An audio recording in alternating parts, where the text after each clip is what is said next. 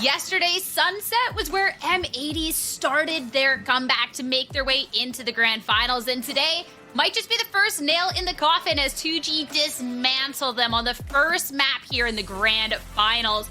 Going to sunset, it was an opportunity for M80 to show us what they've learned from that last series, but this was a 2G that, Jen, the confidence, the shots, right from the get-go, M80 tried to set a pace. 2G were having none of that. It was all playing on their terms. Yeah, I thought in this rematch that this was going to be a closer sunset. Just a reminder that it was 13-8 the first time that they faced off in playoffs, and now it's 13-5. 2G just get better. We know they have these strong starts, but something that we hope that M80 were going to learn about was the post plants. They stay on the site, they let themselves get boxed in, and often rely on clutch or kick scenarios, which maybe we just need M80 to heat up a bit more in the microwave, but we'll see. But 2G had very successful retakes, 5 defuses out of the 8-round wins that they had. Out of the 12 defensive rounds that 2G had, they managed to get first bloods in 8 of those. So they were always on the upper foot in the early part of the round.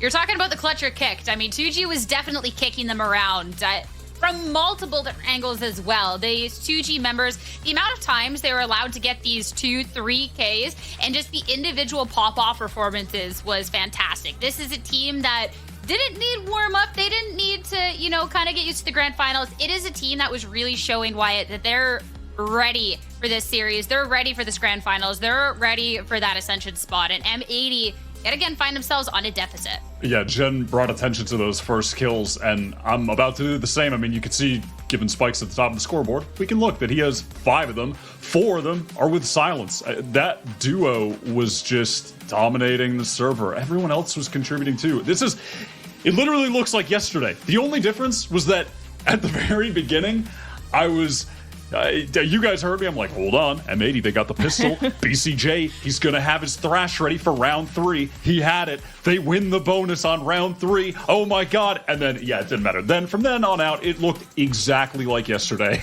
Their opponent could do no wrong. Every player is hitting every shot. So that's tough. Time to reset and see if we can do what they did yesterday, but this time on map 2 and not wait until map 3.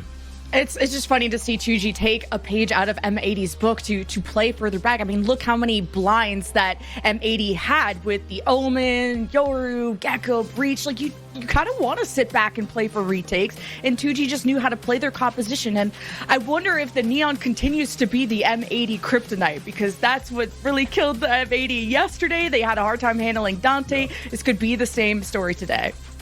I mean, there must be multiple kryptonites out in the server then for M80, because where the downfall started, Wyatt, you already talked a little bit more about it, but let's dive back and look at that round 4, because when Silence is allowed to pop off in such a fashion, it's tough going for M80. Yep, I mean, they're just hitting into the site. He hits 2 shots. This is still winnable. 3v5, net, perfect flank timing, Vandal in hand, beef, and then he dives to Silence.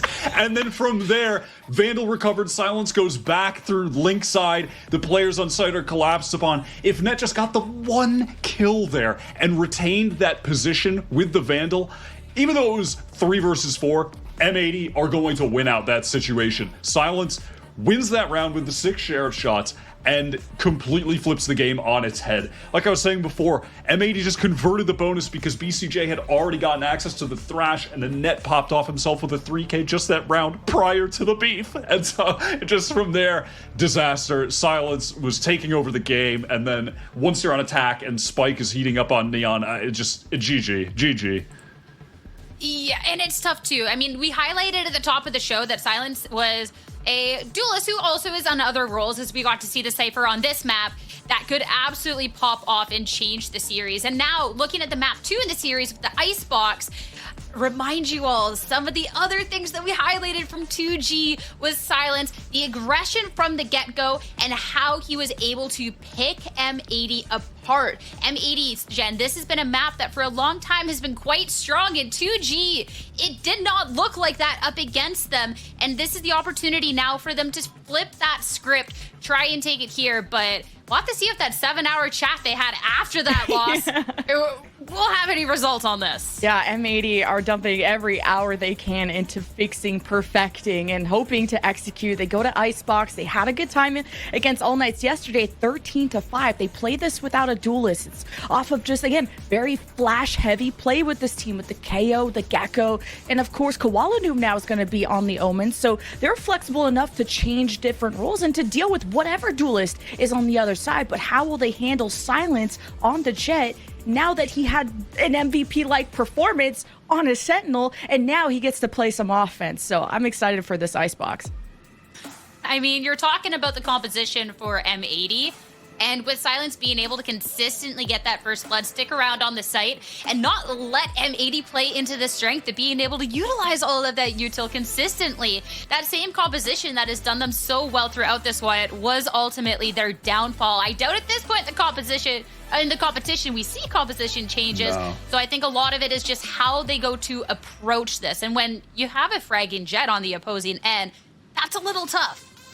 Yeah, if Silence can recreate what he did last time against M80, which, by the way, dealt them their second loss on the map in 2 years. M80 are 14-2 on the map all time, and they've never played with a duelist. It has always been non-duelist comps. So they really have mastered this map, at least to some extent, right? It's always been a home map for them, but it's a must-win in my mind when we're looking at the rest of the pool in this series. It's not going to get any easier. They have Bind at the very end, which they permaban. Hey, Icebox is a must-win for them in my mind, and it's a map where they certainly can win. We saw Nismo yesterday just crushed All Knights in that series. Crushed them. What did he go, like 24 for 9? So look, they've got to bounce back here. I think if they don't, I mean, listen, funny to say after yesterday's game, but I think it would be too little too late if they can't take this map. And this is going to be... Lightning can strike twice? I think it's going to strike hard for sure when it comes to 2G, because they picked offense first, so they can dictate the pace. They know they have M80 in an awkward spot. They beat them down harder than they did last time on Sunset. I think 2G have made huge improvements. I mean, talk about the turnaround from the last week of group stage to the first match of playoffs, going from losing to winning against M80. You got to be careful of 2G's offense off of this Jet and how M80 are going to try to mitigate that pressure. Are M80 going to want to stay on the site? Are they going to give it up and play for retakes? It's going to be about mind games. Without that duelist for M80, it's going to be about the util. And M80 is one of the best they're one of the best when it comes to those initiators. When they're warmed up and ready to go. I think if this was third in the series, that we see a very different Icebox. But this is where we have to see the mentals for M80 coming in strong, being able to just turn that switch on and be able to bounce back now. I don't think a loss on Icebox, in my opinion, is all done and dusted for M80, but I do think it looks absolutely dire. And for 2G to have that victory that they had on Sunset, we're talking about momentum for the teams and how it's important that M80 gets it. I think winning Sunset in this entire best of 5 was that momentum needed to be able to try and snowball these early rounds and force M80 into that very uncomfortable position of, well, you better turn up or you're about to get this upset. So it's already with that 13-5 on Sunset looking really strong here, Jen, for this 2G end. And I mean, the Spike, the Silence, you can talk about every one of these members. They have shown us this depth and complexity through the tournament that they can fire on all cylinders at any point. Yeah, and since 2G play with only one smoke, they only play with the Viper, they don't have the double smoke with the Omen the way that M80 do, it's going to be about using the Sova from Zap to really flesh out these important power positions around the site, where yellow box on the left side of the map, or just the different nooks and crannies on the right side of the map. So a lot of weight on Zap's shoulders to really convert the value of Sova here, and to kind of figure out the tempo that M80 are playing at with the Viper walls, with the smokes that Koala Noob has, and how 2G can strike early and strike fast. I mean, you're talking about Zap, and Zap was somebody Wyatt at the beginning of the day was highlighted, and Zap also had a great series last map as well. Some of these skills, phenomenal. So if we're looking for that impact, he's already proven on the day he is showing up. He just has to carry that through now to Icebox. Yeah, definitely. I mean, listen, looks like everyone, it's just like yesterday with All Knights, everybody's showing up so far. M80, nothing really to write home about individually. Nismo on this map, though, is the one map in the M80 pool where he is unleashed.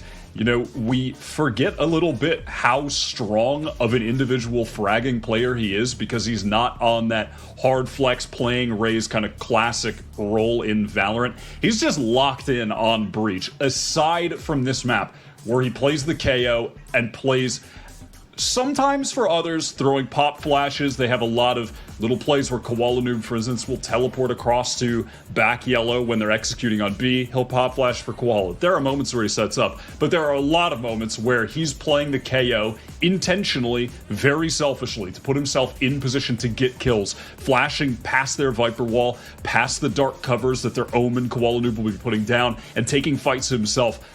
You have to be looking for him to step up and start driving their team to some round wins. I'm glad you brought up the KO because this is something new for 2G. Only the last 3 matches have they really used the KO and even a jet. Previously, they kind of 2G adapted a similar comp to M80 of not playing a duelist and playing heavy initiators, and now they don't play the Gecko at all. So a lot of important information comes out of that Sova, but also anti-utility with that KO. And I think a lot rides on Silence and his performance, which I don't think we really have to doubt based on how many First Bloods and just how many rounds were started off on a good foot on 2G's side. I mean, M80, though, we're talking about, I mean, that dismantling done by a Neon over on Sunset. And if we're talking about how rough of a start the series was yesterday due to Dante's hands on that Neon, it was a Neon that later on in the series that we did see the individual members of M80 come up and stop, showcasing that these aggressive duelists that do have the firepower to back up that talk, they do have the individual skill to be taking them down. Koala Noobs down their duels a couple of times. And we can see maybe the same here on Icebox, and I think we absolutely need that. We need to be able to see kind of these different members of M80 go toe-to-toe with Silence here, and I think that's going to be key, because I think if Silence is consistently allowed to be getting these First Bloods, consistently winning out on these duels, why, it's going to look rough. Definitely, and that is one of the very obvious fundamental differences with 2G, their roster, as opposed to All Knights, who M80 defeated yesterday. There is clearly a difference with All Knights when Dante Deus is not playing Neon. His other duelists do not look as good as his Neon, and when he wasn't on Neon, Koala Noob took over the server. However, with 2G, they have 2 players that can round out playing all of the duelists in God mode. Spike will play the Neon, and when the Jet and the Raze are needed, Silence will play in God mode. Totally different story than what M80 had to deal with All Knights yesterday. There's just a totally, it's a different echelon of firepower on this team. They're more well-rounded. The players have more flexibility with their agent pools. And for M80, it's weird because they've admitted they just forget how to play the game. They go on autopilot. They make stupid mistakes. You kind of pointed out some of it in your clip that you pulled earlier. And at what point does M80 get online? Because yesterday it was map 3. If it was a best of 3, they wouldn't be here. So is it going to take an M80 O2 backs against the wall for them to kind of wake up and smell the coffee? Or is it going to be a sweep in 2G's favor? Because that was a dominant showing from 2G's side to improve that much on Sunset. But Icebox is M80's arena, and we'll see how this boils down. We're talking about the grand finals of Ascension. Winner moving on into partnership. See them in VCT Americas next year. You're talking about those mistakes, those little mistakes that have plagued them, and they need to be cleaned up right about now. You've made it through the groups. You've made it through playoffs. There is absolutely no second chances. And with Icebox ahead, and how badly of a beating they took last time from 2G, it is an opportunity to showcase that you have that ability to be able to learn from those mistakes, to be able to adapt, overcome, be able to close this out, and try and push this best of 5 to the absolute limit. And 2G have shown us through this upper bracket that they are not a foe to be messing around with. If you make that little mistake, you're not going to have the opportunity to really be able to try and fix it in that moment, Wyatt. They are so good at that instant punish, and that's dangerous for this M80 that haven't woken up yet on today. Definitely. I think the map pool is really of the utmost importance here, and I really do think that Icebox is a must-win for M80. It is the only map in the pool that I look at and I give them the edge. They have historically been fantastic on this map. 2Game has been a bit more inconsistent. They beat M80 last time, but they've lost it to their Brazilian rivals Galores a number of times in the past. So I have to favor M80 here on this map if they're going to be in good form. But if they're going to be in that same poor form, lose their pick here, they have to win Abyss, which 2Game are sick on, Haven, which 2Game are sick on, and Bind, which they permaban. So this is a must-win to me. And maybe they'll make me eat my words and do the same crazy comeback yesterday. I mean, getting into the Blacklight Agent Select at this point, there's not necessarily many surprises. What we have to see is who's going to be showing up on the day. You have set the stakes for Icebox. That momentum in the uncertainty of the map pool going on forward. M80, this is where we need to see that turnaround. The map that they were so dominant on, feared on throughout the season, and 2Game showing they do not have that fear. They're willing to go toe-to-toe with you. This Star Jet, everyone else able to step up at any capability. M80, it's time to show what they're made of. And if not, 2G are going to be up 2 in the series. It's time to head on over to Icebox for map number 2 and head on back to our casters, Vansili and Shift. Yeah, thank you, friends. Vansili, I think we need to take a moment here and actually do a little bit of damage to Wyatt's ego. I know at the beginning of the show he was saying he hates to see duelist head-to-head stats.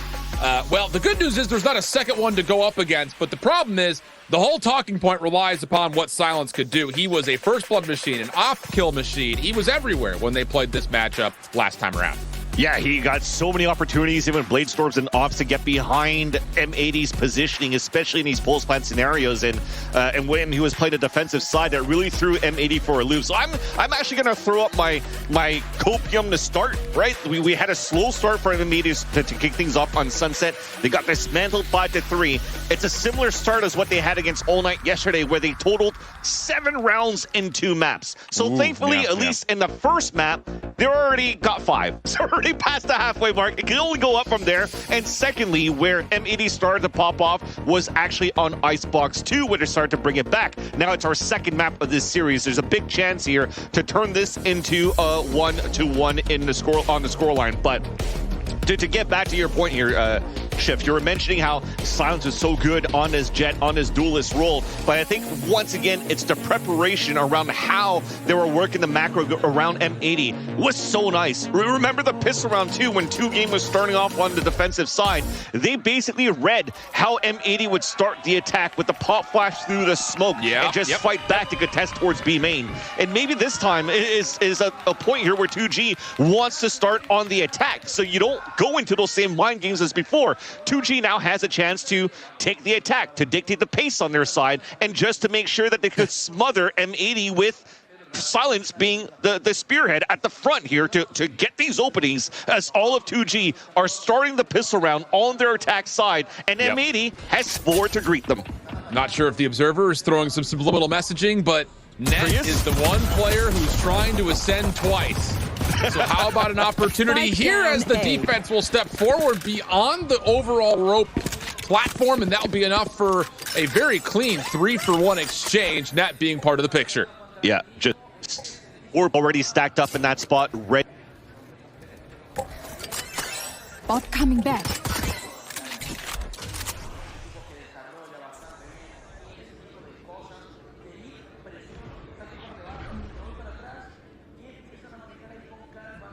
Now 2 players. Looks like my co-commentator and Vansili may have disconnected from our call here, so I'm back now. Yeah, somehow everything grows. Okay.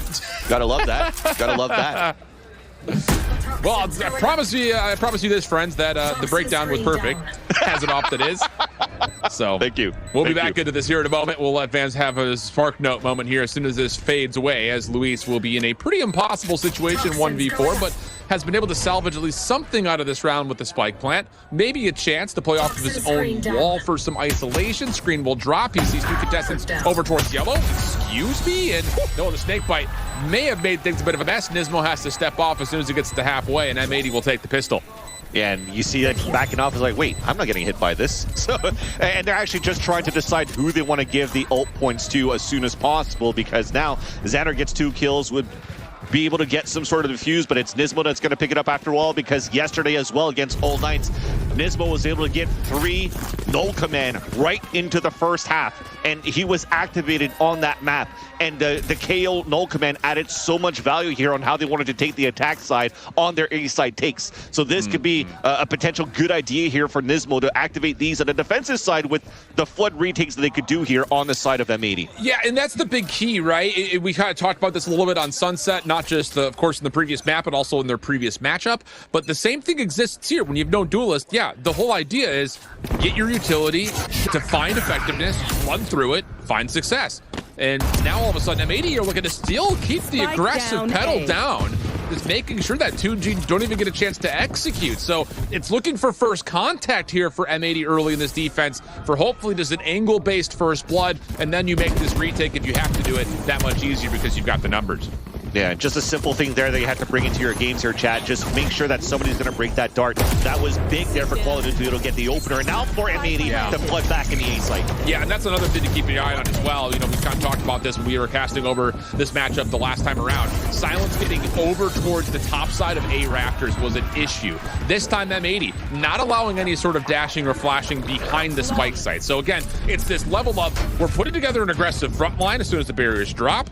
Now, if we do get that numbers advantage, let's just make sure no one dives through us, so that way, again, we have got a more successful attempt at retaking. Again, this is early, friends. It's just a pistol and an anti-eco round, but if those mentalities stay strong and true to the rest of this half, that would be a brilliant adjustment in my mind for M80 dealing with a thing that really thwarted them when they played 2G a couple days ago. 100%. You can definitely see even in my tone of voice now, seeing that M80 is able to convert a pistol round and anti-eco to a 2-0 point, maybe winning the bonus. I'm not going to get excited about it yet, because 2G could definitely turn it around. So going to the map 3 though, into round number 3 rather, M80 are not going for that full aggressive focus back towards the A side, and now a little bit of a change of pace from 2G as well. Instead of going for a recon dart, it's a knife just to make sure that it can be potentially unbreakable, and you scan how many players are close, and they only spot Koala Noob. It's one of those things of just, you know, do your homework before you jump into the fray, and that is an owl drone on one side, a knife on the other. So now you have the opportunity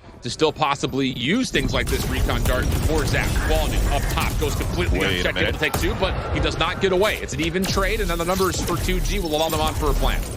And again, another one of those moments where you're bringing in your bonus drop from M80, so you respect these one-and-done positions where, again, the beginning of the round, the knife actually hit Koala Noob. That should have been something that they checked here on the left side, but he stayed tucked in towards the pipes. It's hard for them to get the angle, and then he gets a beautiful 2K and a chance here for M80 to take this site back, because Spike is actually very low on HP. Oh, the Bosch doesn't get fully into the corner. Zap is still holding strong, and whoa, he's able to find all 3.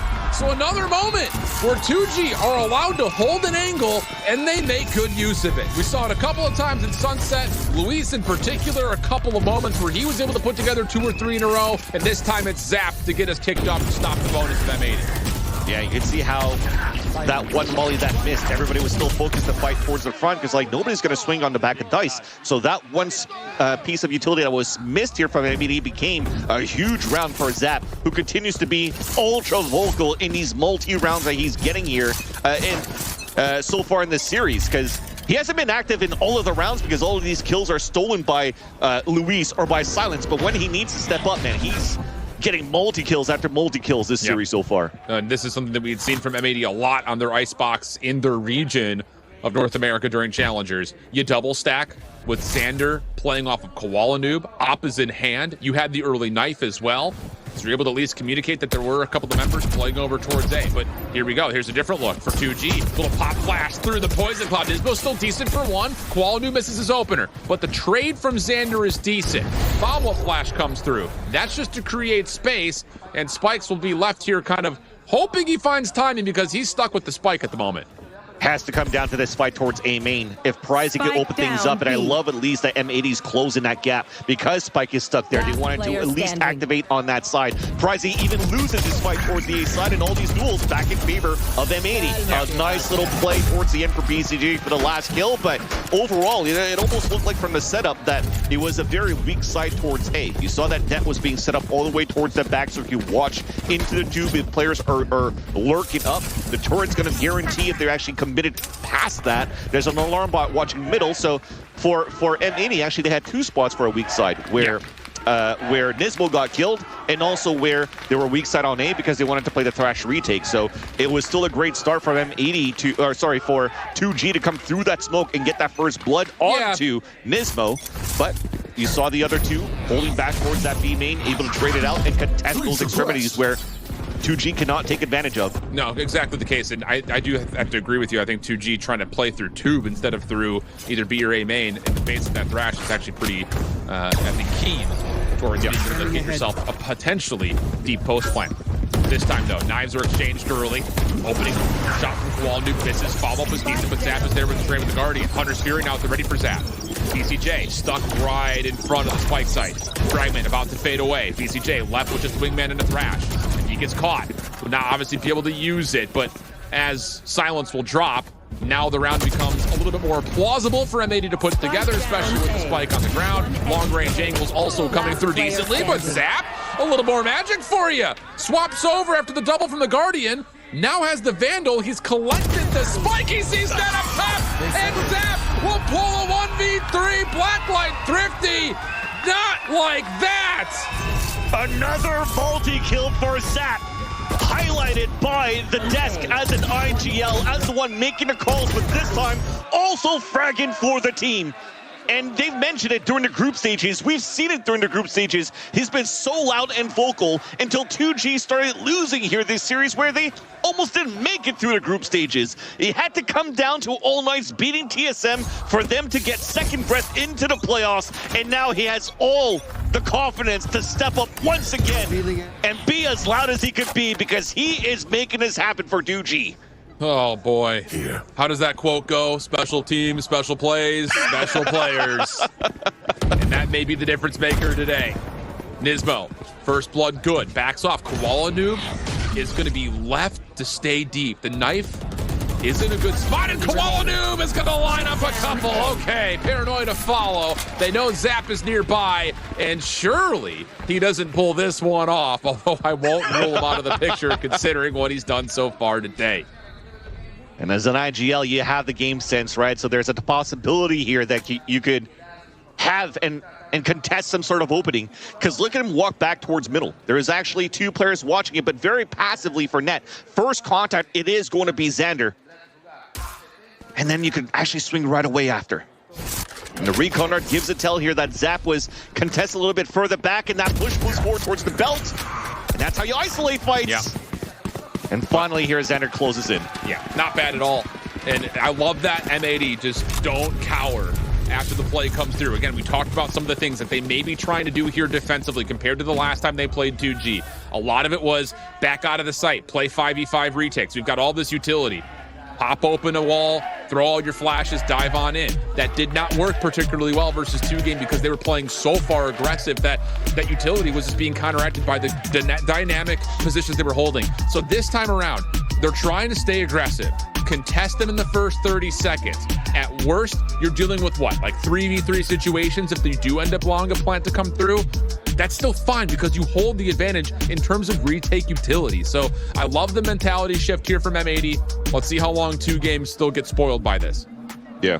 And I'm still okay with 2G continuing to contest towards the A side to kick things off, because M80 are being very proactive of where they're trying to place Koala Noob with the op at the very beginning. So sometimes it's opting towards B main, sometimes towards A main. So they just want to make sure, especially when you're adding that pressure back towards the wall, back towards the front side of the A site, you force the Viper wall to come up, you gain some space, you can control the orb, and maybe you're seeing a little bit of lack of how can I say it, M80 pushing a little bit too much and then get punished out of that, right? So overheating, lack of discipline is what I'm trying to look for here. So that might work in that sense. But with this timeout now, with not contesting towards the B side, maybe now with the Owl Drone, you can start figuring out here how they're holding the defaults now for the defensive side for M80. Yeah, the other thing though, I think for 2Game that you have to keep in mind is, hey, you may have to be facing up against this operator still, which is something that makes 100%. That B-long play very difficult to deal with. Now, it won't be in play here. The finances are not healthy enough for it, but it's going to be a save regardless for 2G. Pistol upgrades, Hero, Vandal, plus the knives. You also have Viper's Pit, Null Command, Hunter's Fury. There's a lot of potency still, just based off the ultimates that they can use,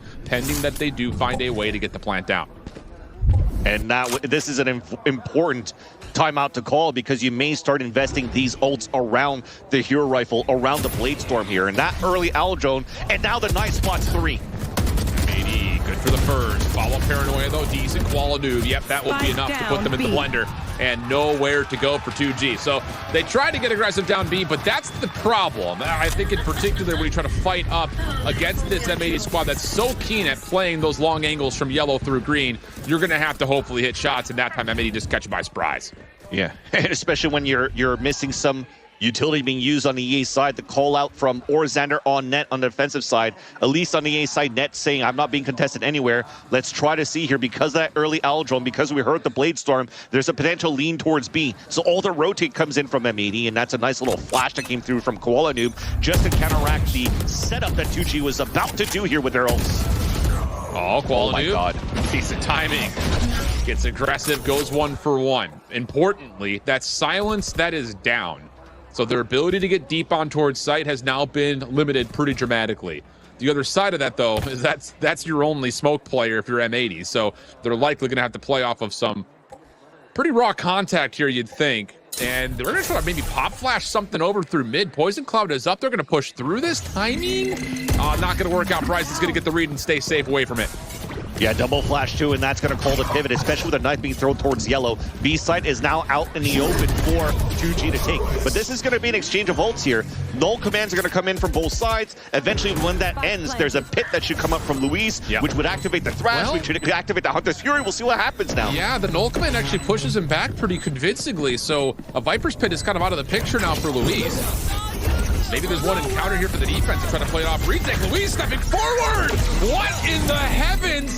He just steps right past yellow. The Hunter's Fury maybe allows him some isolation. Takes a couple with him. Pricey trying to deny the wingman who's getting to work. And it's business hours for BCJ and the wingman. The defuse comes through and M80 continue to put together some score.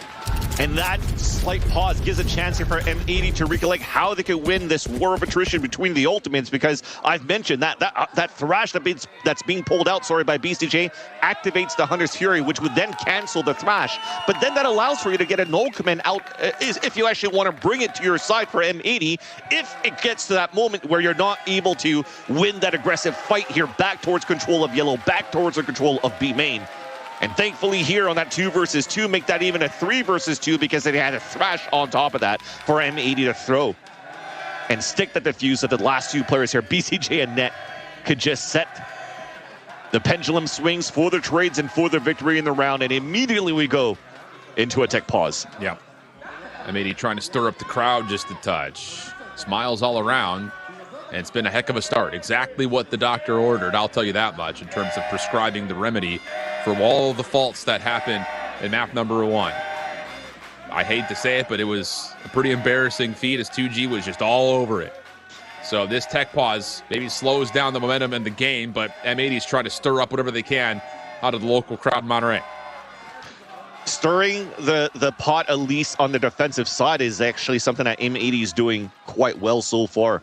And how aggressive they were on stacks on the A side for the pistol round. And then, again, since this pause that came through from 2G, the timeout that was called 2 rounds ago, there's been a lot more lean from 2G to try to explore this B side to see if they could overtake that. But what has M80 been doing? One was a counter flash into the ults are about to get set up here for a 2 game to take. And the second round is such an aggressive TP coming in from Koala back towards the main, the garage, where that's for sure going to get hurt. And you saw Spike was ready for it. He had the crosshair placement. You just had to win your duel, but that's just a high risk, high reward play there by Koala that ends up being a key factor, because it goes into that duelist versus duelist matchup that Koalanu won, playing as an Omen this time around, and makes it a lot harder here for 2G to really create that space. Because remember, Wyatt was mentioned at the desk.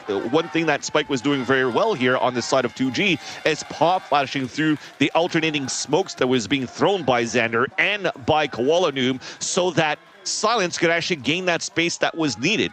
But he's down, which then means those one-way smokes are going to be so hard to deal with in the long run. Oh, big time. And, you know, the other part about that last round is how important is the fact that the null commands that get exchanged put the Viper's Pit out of commission, because I think 2Game are literally thinking, hey, we can at least trade out things over towards A. We avoid the play through mid. Maybe there's a chance, or pardon me, towards B. You then have a chance maybe get the spike down with the ability to Viper's Pit it, especially with no smokes, no paranoias. Like, it gives you a little bit more post-plant security, but not allowed because of the timing of the null command. So coming off this tech pause should be interesting, I think, just to see how 2Game adjust, because M80, similarly so to what they faced in map number 1, have now created multiple issues for this 2Game offense to have to consider.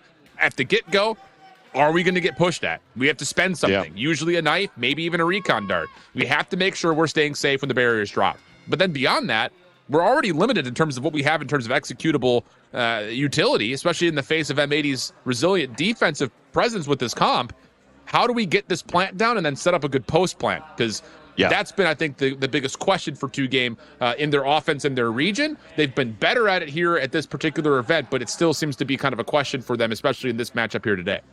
Yeah, especially for M80, it almost looks like when you're looking at how the state of these rounds have been going through, that M80 seems to be wanting to play retakes, right? But it's not necessarily the case. It's just your weak side on one end because you actually want to add more pressure towards another. So despite Koalanu TPing towards B main, you still saw in the mid round that double flash that came through from the Dizzy and the KO. So they do want to contest some areas here so that they could isolate really 2G in these post plant scenarios. And even in other sides too, when you're fighting behind the Viper wall and 2G is about to activate, they're actually pushing in to fight back when they have the right amount of numbers here for M80 as well. It's not, hey, let's let them plant, we'll deny the plant with our utility and then just fight back into even gunfights. They actually do just want to fight before 2G has a chance to even set up if they're already there and ready to contest. Well, we could break this down in a multitude of ways, but we're going to have to wait to see how the action moves as we continue to wait for the pause to lift. And I think just generally, you know, this doesn't really necessarily favor or I think hurt anyone in particular. They're used to it at this point. It's been an event that has seen many tech pauses, so this isn't anything new.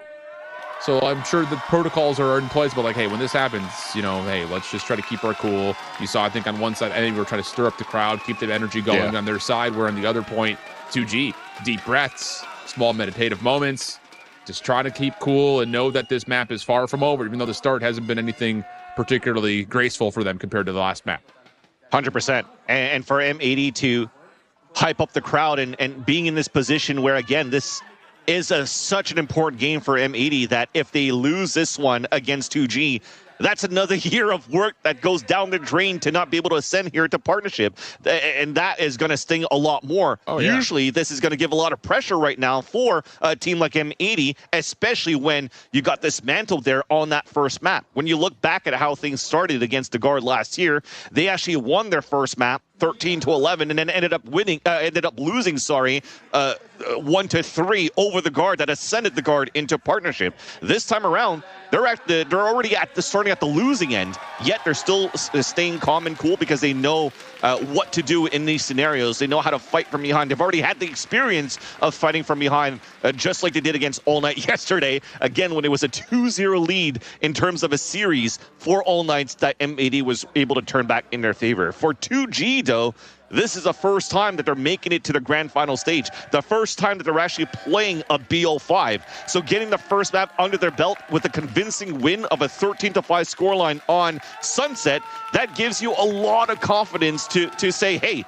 we actually could do this. We had 3 different opportunities that we made through to this moment, not thanks to us, but thanks to other people. So let's just make sure it doesn't go to waste. And so far, they haven't wasted that opportunity in the first map of this series. This time around, I still think that it's a little bit too early on Icebox for them to decide if it's like, oh crap, we're running out of ideas, because they have been, again, pressuring the A side a lot more at the very beginning, and now only just starting to prod towards B. That said, if you're able to muster a little bit up here, muster a little bit of rounds coming in on your attack side to even 3 or 4, you're still going to be looking pretty comfortable here on your defensive side, because you could put a lot of responsibility onto Silence again, as does Jet, where he could lock down that one side of the map, and he could do that quite well. If he gets the operator, though, I think that's the biggest part about it, right? Like 100%. That becomes the flex weapon, and one of the reasons that, you know, again, this 2-game esports squad was able to best M80 last time around. I mean, it was an unbelievable individual performance from Silence. On the offensive side, he was finding value, getting deep in towards the sites. But yeah, defensively, the operator in hand, he wasn't missing. 7, I think, or 8 kills that he was able to put together of his 25 total. So good stuff there in terms of what you could trust. Now, again, the other part about this is, hey, if you're 2G, you're on a bit of a limited buy here. So if you go down 7-2, it's not the end of the world, but you've got to hopefully come out and put something together to start creating some new trends and patterns that M80 will have to deal with, because once again, we're getting aggressive. This time it's down middle, and Nismo will find one through Tube, leaving the Viper's Pit and Net and the Killjoy to deal with the rest of the hit coming over towards A. I was just about to say, how did Louise sneak through all of that? But now the Pit comes out aggressively on the defensive side for M80. They're wrapping from behind, but there's still players there from M80, so that's going to stop any type of surprises or shenanigans coming out until this happens, though. Silence, a little hardcore on top of 410. Able to put together an elimination. The Killjoy will be able to detain, though, off of the lockdown. No follow-up going to be here for M80, but I think most importantly, they hold the site, and of course, with that, now they hold advantage over the top of the spike, which has been left over towards the left side of the A site. There it is in the picture-in-picture. Viper's Pit has also been reaffirmed as a major defensive threat. Right now, at least for 2G, though, they've done a great job doing this econ damage in this half buy that they've brought. Zap again with another hero rifle coming through, but they've expended 2 ults on the defensive side to try to win this round. This is actually quite good for 2G in the long run of this half. Wait. Till Zap, okay. Not this Zap's time. still alive. Not Hold on a second. Not this time. Not this time. But you're right. I mean, again, it's, you know, in terms of the weaponry, the economy is not going to be hampered too much. Just simply due to the fact that, again, everyone was over about 3-4K. But like you mentioned, the ultimates that are spent definitely opened the door a touch in terms of 2G coming back into this next buy round, and they will talk about it, knowing that this round right here can set this whole second quarter of this half into motion for them. And now there's already another tactical pause. So I'm assuming, if I'm not mistaken, this is their second and only one that was left.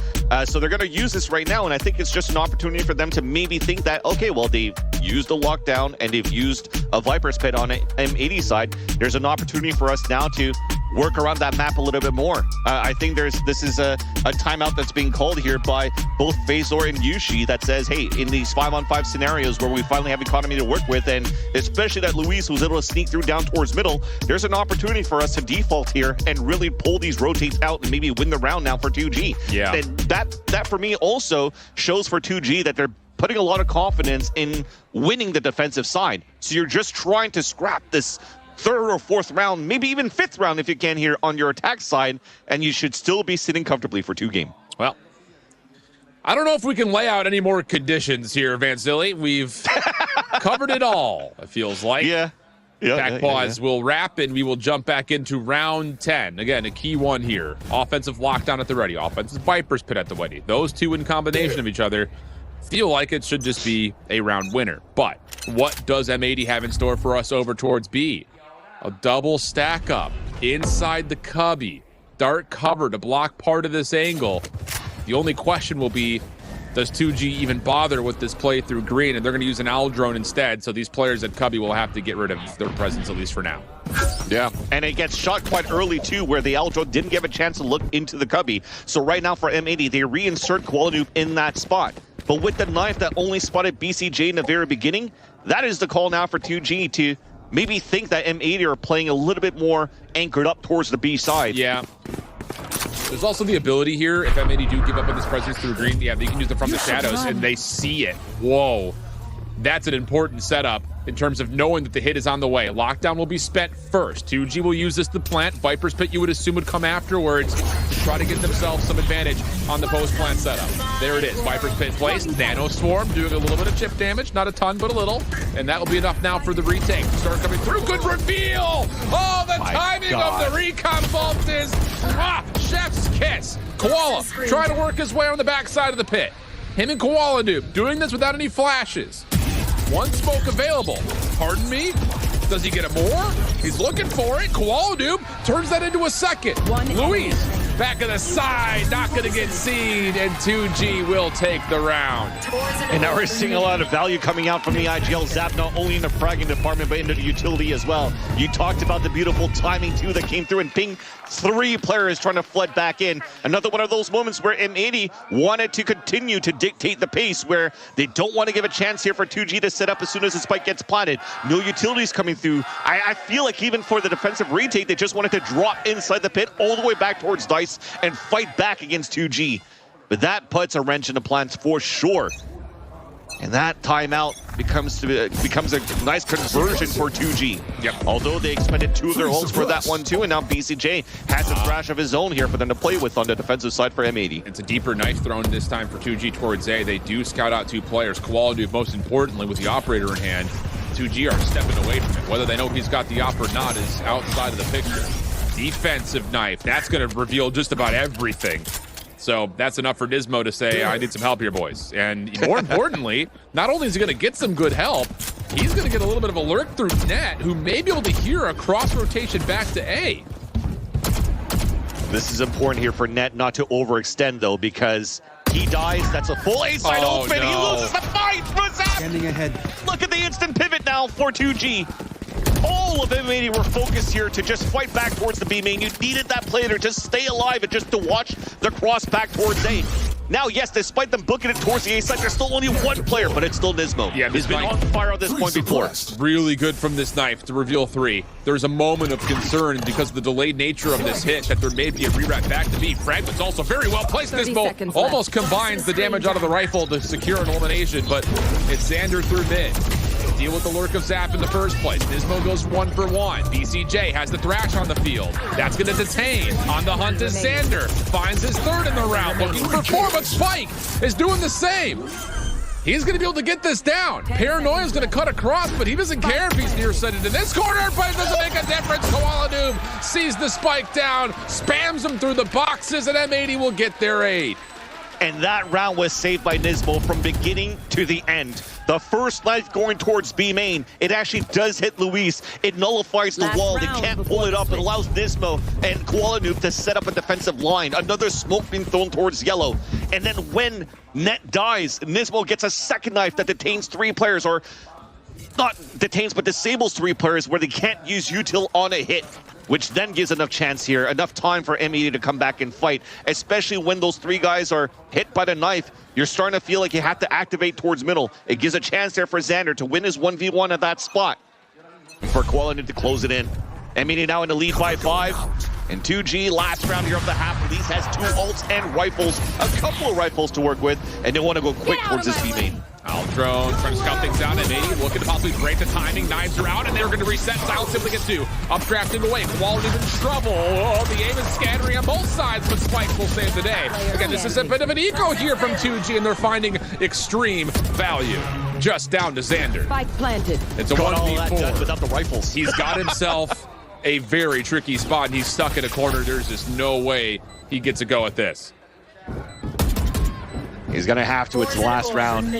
And I think 2G knows here that Xander, to what he's done to their compatriots over Galoris, they do not want to overextend. So it just comes down to the protocols. As soon as he has the spike, hello, 4 players to peek, 4 players to spam, and Pricey to claim that kill. Yeah. Allowing here to narrow the gap on the first half. Yeah, and I'll think both teams, I think, are going to be pretty okay with the result of this first half. I think with how it starts, you start to look at M80 saying, all right, they're right back into the mix. It feels a lot like yesterday. On the other side, though, good stuff after the pause for 2G, kind of shifting some patterns and trends at the end of the half towards their favor. And being able to salvage 4 is not the worst news in the world. I think it would be a little bit of miss in terms of if you said, hey, 8-4 on your offensive half, are you okay with that? You know, maybe they would have liked more overall, especially considering how they played it the last time around. But considering how the half went, being able to still scrape together 4 is important, and now we can kind of reset the energy going into the second half. I don't know if Silence was able to get 2 openers of the Blade Storm while he was getting gooped too. That was pretty crazy how things opened up. It went from that to what, a Spectre double kill in order for this round to be converted for 2G, where they had 3 rifles around that and 2 other ults. None of them needed to be used pretty much on the openers, and that change of tempo coming out from 2G, I guess, kind of surprised M80 here. And again, those tactical timeouts coming out on the defense, or what was on the attack side, sorry, for 2G, was just to try to salvage a couple of these rounds on the attack. They have nothing left outside of this halftime that seems to be fully taken advantage of now by FaithZor. Yeah, absolutely the case. Well, looking at just kind of how this map has fared for both these 2 squads as we swap the sides, offensively, that was the favored side, really for both squads. But for the defensive M80, they have looked really, really solid, I think, just on this particular event, which is great news for them in terms of how you were able to obviously find 8 here. Now moving into an offensive side that was arguably one of their more successful halves when they were playing in Americas in particular for Challengers. And I think the thing about this is now for 2Game, you don't get the explosive start from Silence. So now you've got to try to find a way to receive all of this incoming executable utility from this M80 offense. So a lot of things kind of on the table here. Both teams have shown good success. So it all kicks off with this pistol, which have been 50-50 to this point. See if that stays the case. I just love that M80 in this pistol still wants to brute force the B main. Knowing that last time around, again, we talked about the KO Pop Flash fighting against the util being utilized by M80, and that was activated from BCJ throwing a Dizzy. And this time they're just walking through.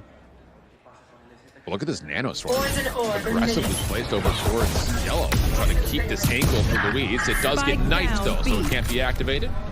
Net going to find the initial trade, and Prize takes a ton of damage through the poison screen. So that'll be a spike plant, 4v4, and M80 will have all this, well, I would say they usually have all this post-plant utility, but they spent just about everything they had to get the execute. Now it's just down to who hits their shots.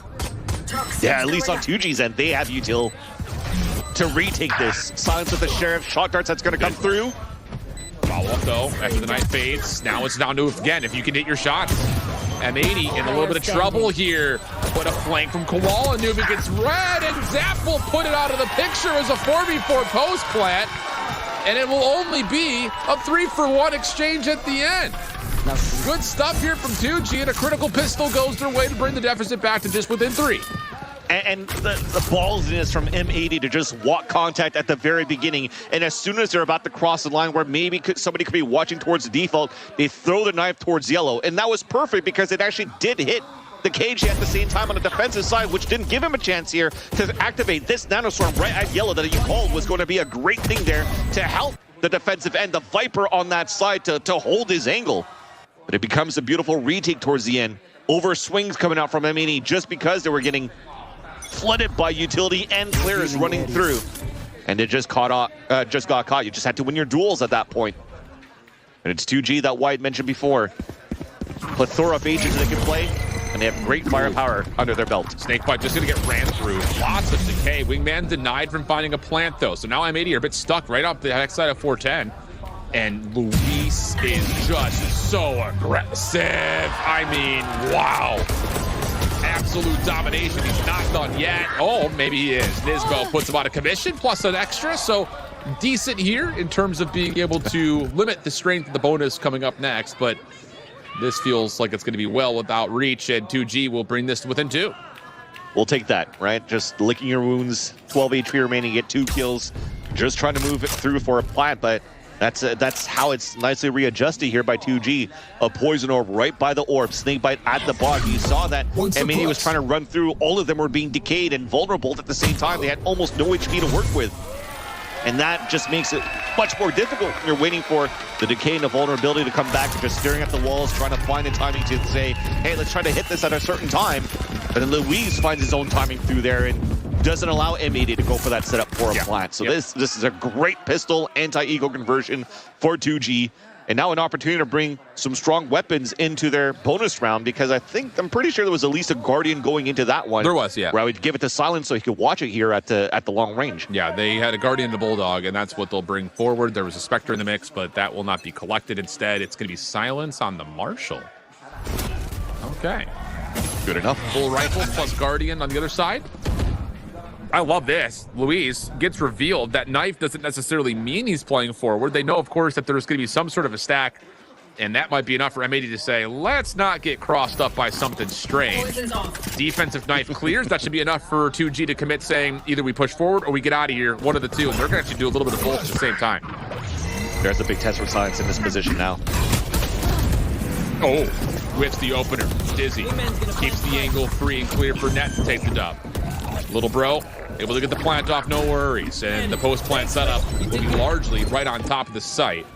1v1 here on the backside of the play could be critical if 2G were to open up another angle of approach, but Net is watching it, and Net for a second wouldn't have a chance to lose it. This is the first 2 shots, connects on the third, and then Koala and Nismo from the front have no worries securing a Black Light flawless and denying the bonus. It would have been unfortunate there that one time that he goes for a sidestep. That's when Luis peaks. It could have been the fight that Luis could have won there, but thankfully he stops that from happening. All right, we got a little bit of love here to Sabrosa. But overall, at least a Black Light flawless going in the second round. Back into the gun round that was invested here by M80, which is great because we talked about value that 2G were going to bring here with a Guardian, a Marshall, and a Bulldog. Yet going into how they executed towards the site, there was no opportunities here for 2G to really stop that flood to happen, because most of that plan was trying to deny B main. And that one knife, as you mentioned, didn't really give you Luis's position of where he was positioned, but it gave numbers. And realizing that there was 3 players there, they didn't want any of that smoke there for M80. Well, this is the first look at Silence on the operator. It was a key tool for 2G to use on their defensive side last they played M80 on this map. He's looking to get aggressive. Knife will not reveal him, and he says, all right, let me get back to work here. Takes a different angle away. Here's the orb being collected. Null command spent, and once more. Silence backs up, but Nismo, whoa! I mean, whoa! Blows him out of the water. Should be a free plant, and 2G need to decide how they want to try to approach this. That was a rare, especially when he's a null command. He pulses when he's going to be coming, yet still gets that win against Silence. That's a huge kill to start. And here we go. Now the retake on the way. All of it coming from kitchen side through mid. Prize has deleted the sentry turret over towards mid. That's going to keep Net a bit more interested. Flash out of the dark cover. Going to get pushed off. And 2G, if they don't commit here or find a pick, they may have to back off. And, well, there's not going to be a choice. Now it's just down to Zap, who will prefer to at least try to find a way to save this Vandal, but there is possible threat. Net on the corner. Timing doesn't work out for the peak, and Zap will get out of there. For now, he's still heading towards the ramp, and Net just went for the peak, and yeah, it seems that it might be a moment there that Zap will be able to save his weapon after all, but that opener was everything to kick things off there, courtesy of Nismo. Once again, activating very early into a null command on the attack side. And again, reiterating how much value he's gotten on the attack side for Nismo as this KO. And usually you want to give it to Koala being the one that's going to open things up, but he's playing an Omen. So a lot of that responsibility is going to have to be on Nismo pushing forward here with the team. And also leveraging this composition maybe as to why you're playing this no duelist, because you have the wingman that's going to be moving in to go for the plant. A lot of the focus is going to go down to that. So he's going to be the tip of the spear, opening things up and creating that space so that M80 could fight. Aggressive setup coming over for the defense. It's just on pistol upgrades. And the peek through the rafters works out. Ooh, almost a chance for a trade, but Spike is able to stay alive, if only just barely. Luis holding one corner. The hero rifle in Zap's hands. Still watching for a cross down through the ropes, and he does see Koala but cannot connect for a secondary elimination. So M80 will back off and try to restructure this 4v5. One of those moments where the one-way smoke being thrown in the attack kind of bites them for M80, because that was just to prevent a push coming out from the short side of orb, because they know that 2G's on the lower buy. Yet you saw Spike move in confidently towards jail, gets that opener, and gives a chance here for 2G with a numbers advantage. Recon dart out for the defense. Xander goes high. Oh, the Dizzy gets missed. Luis is stuck in the corner. Dash does well. Spike, we know what he can do with his pistol in hand. He's able to turn this into another at low HP, but Zap isolated, can't do anything more. Just down to Prize and Silence on their way over with just Sheriffs, 2v2. Spike planted. A lot of low health pools though, Net in particular, just about a shot away. The drop down doesn't work out. Silence, what's the call? 2 smokes, updraft at the ready. Tries to go into the corner. Net immediately below him. But Silence doesn't know if there's been some sort of a backup, so he'll re-clear the backside of the site. That gives away his position. The re-wrap, trying to see if he can catch a corner. The stack up for M80, works out, and M80 take us to 11. Beautiful round there by Net to kick things off too and save that round for M80 because Spike was looking dangerous with that Sheriff just around the 410. Continuing some great shots in that area. And dropping 2 players, and even a flash came through that blunt in Net in the very beginning, but he was able to just readapt and refocus and get those picks and a 4K into the round. It almost looked like you talked about the position that they had on that 2 versus 1. They weren't really ready there for M80 to set up the crossfire where Spike maybe, and even Silence with the way that he's playing as his Jet, could really win that 1 versus 2. He went for a different type of path and gives a chance here for M80 to reposition. Again, this is quick now on the defensive side. Yeah.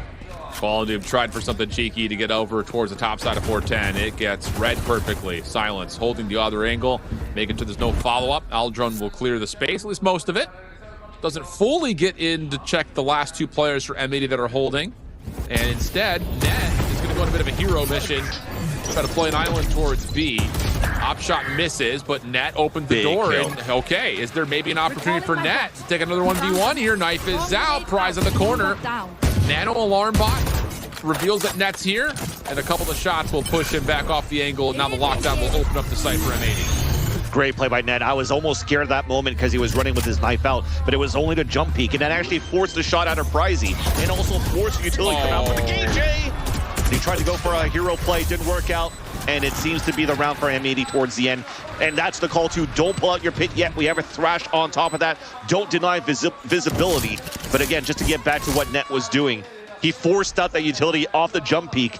Prizey didn't have anything left, rather, to hold that push. And then a null command just forced the hand of 2G to play a little bit more passively. Yep.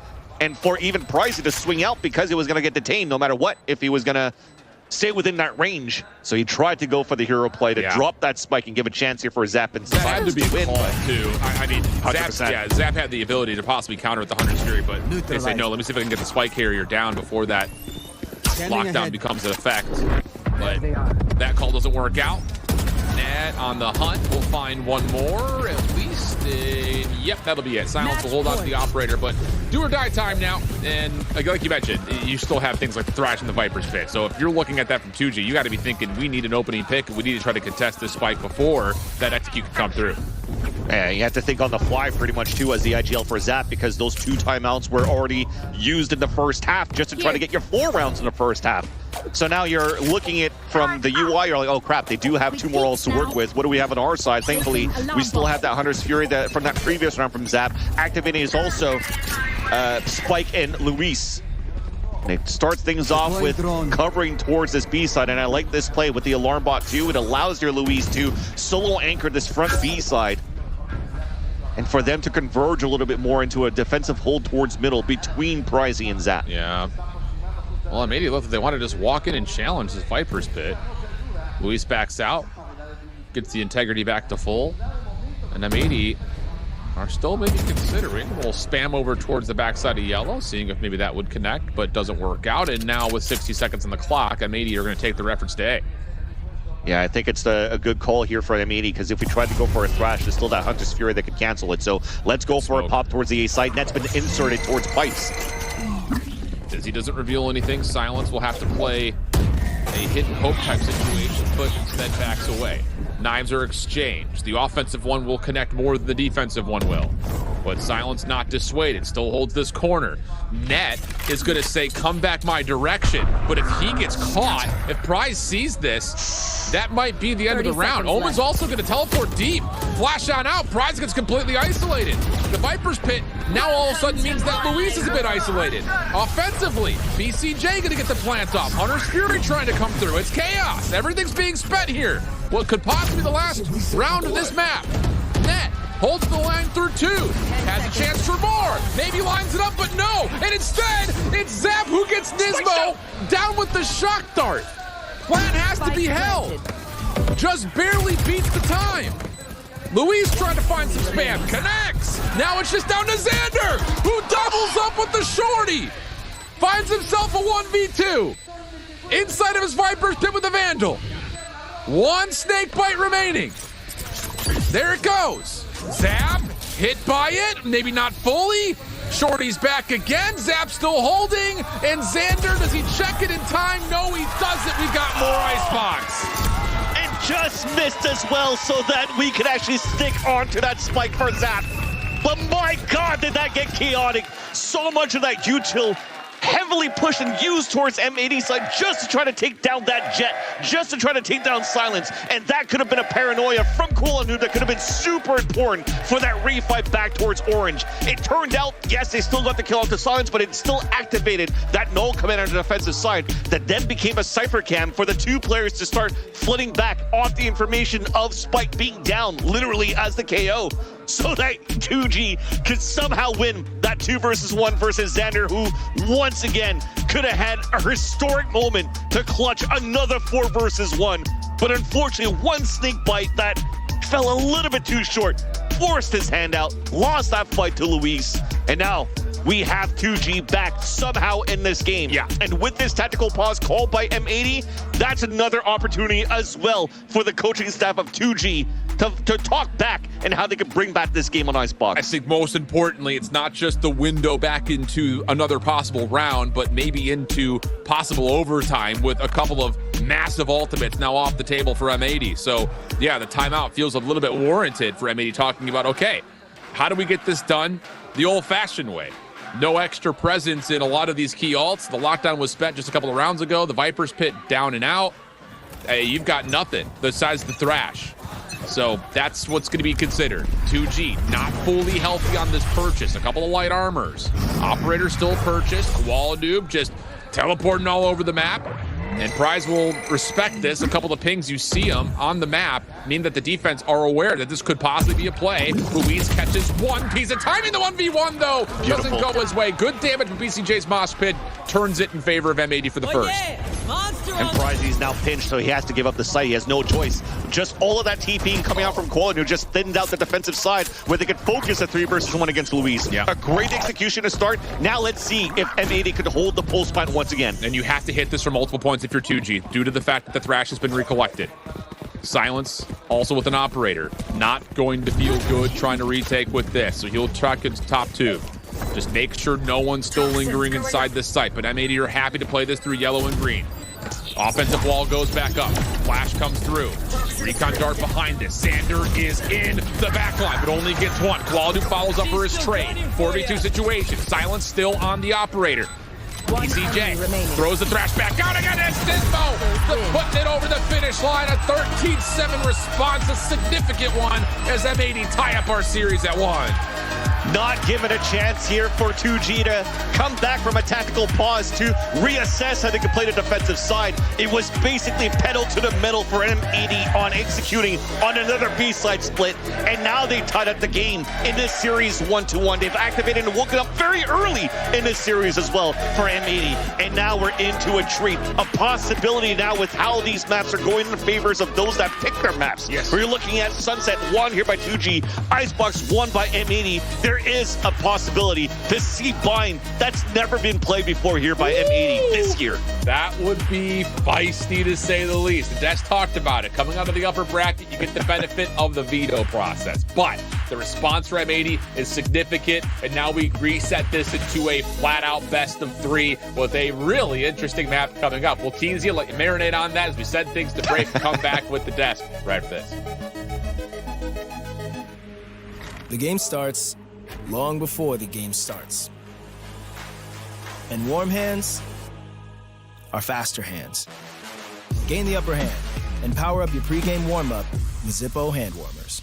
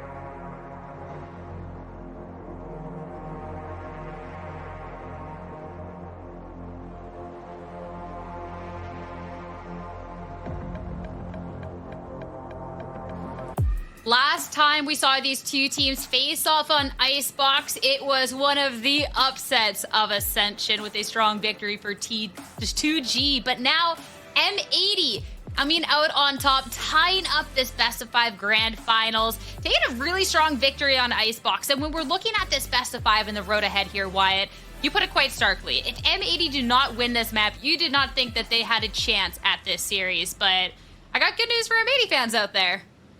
Yeah, they played super well, which is their standard for Icebox, which is frankly why it was so shocking that 2G were able to 2-0 them when they last played in the playoff bracket, beating them. It was like 13-7. It wasn't even really that close.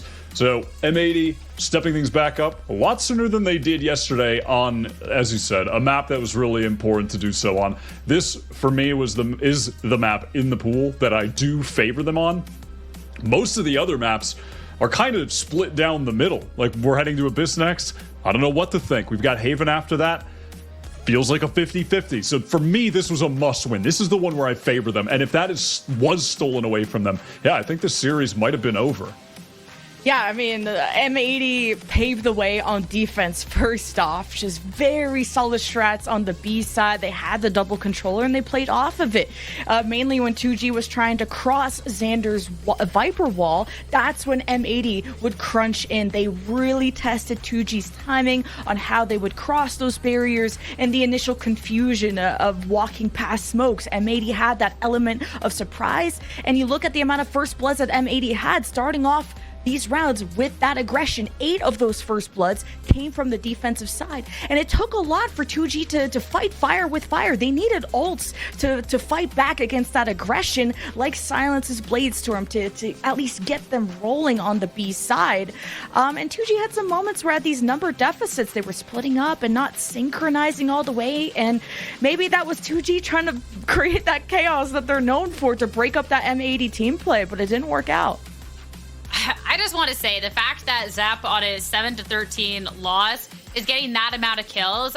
Zap was someone we highlighted a lot going into this overall series about needing to have that hype for the team, being able to kind of carry them on through, and stepping up just wasn't backed on this time around. But that's someone to keep an eye out on for the next series. But someone who brought the hype in this series we have to be talking about. We have to look back at the tech pause. I know tech pauses are everyone's favorite things out there.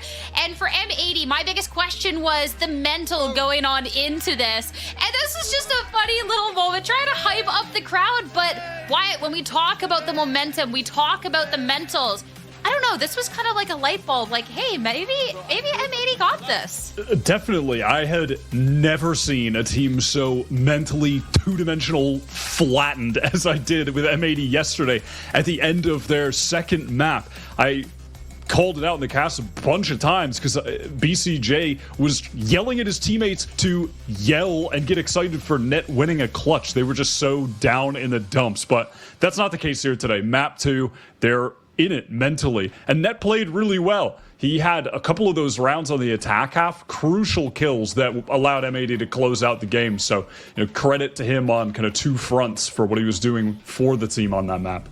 And especially the role of the Sentinels, the KJs, especially on Icebox, to create that kind of alternate angle of pressure and that kind of mental game through the mid side. And if that was open for Net, that's how he would find those key kills. So big shout out to Net. And ever since he got brought onto this roster, continues to bring that stability.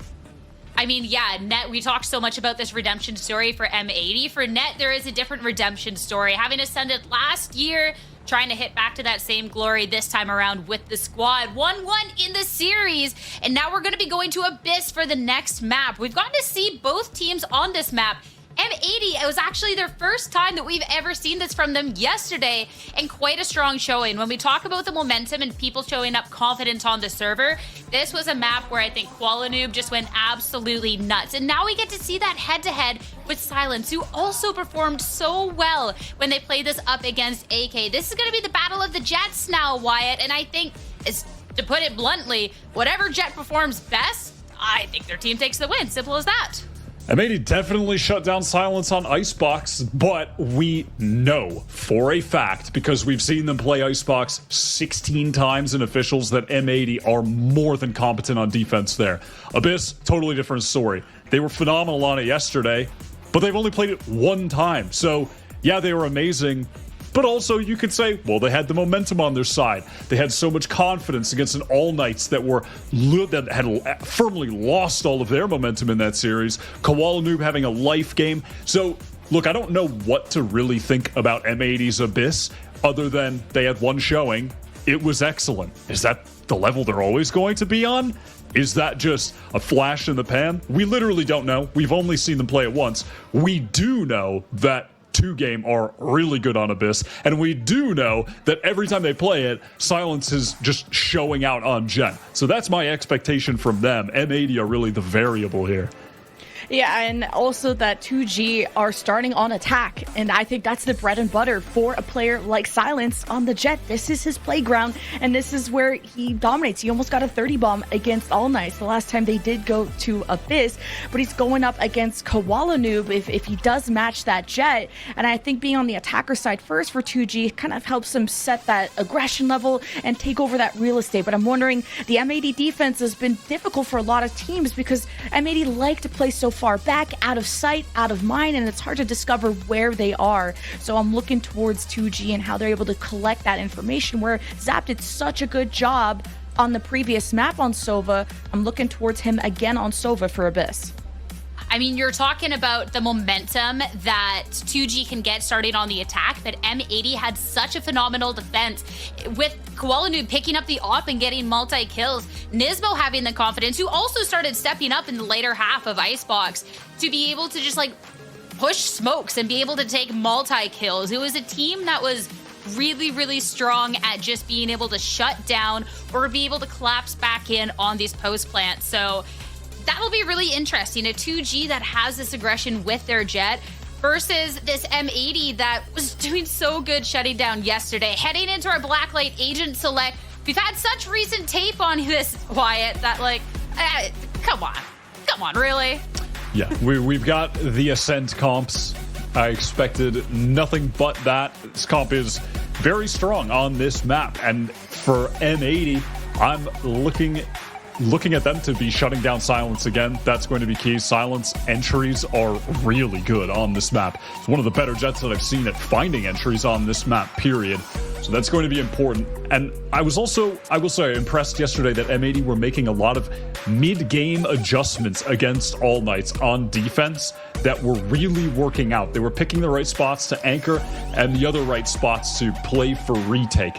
But can they do it again? That is the question, and I really don't know. We'll have to see. And an Abyss that's still pretty new versus a 2Game that has this on lock. This is going to be for advantage in the series. Time to head to Abyss and back over to your casters. Flex maps always provide drama, especially the best of 5 series. So I expect with this map being a little less rehearsed overall in terms of official competitive play for M80, and maybe not the most convincing map that 2Game have in their pool, should provide for a very interesting matchup as we head down to the deep depths of Abyss with 2G starting off an attack that looks pretty primed to hit over towards A off the get-go. Maybe they don't look the best in terms of record as a team for 2G, but as White mentioned, it's Silence on this Jet has been top-notch, and all of those wins or losses always dropping over 20 every single one of these games, and also most of them happening on the defensive side too. He popped off on the attack against All Knights the last time they played against each other, but you had to be careful of 2G on the defensive side. But they start off on the attack with a hit towards this A site, where M80 were looking for mid-control in the very beginning, and this will be a bloodbath in the post-plant. That does well, just kind of hides up on top of the Raptors.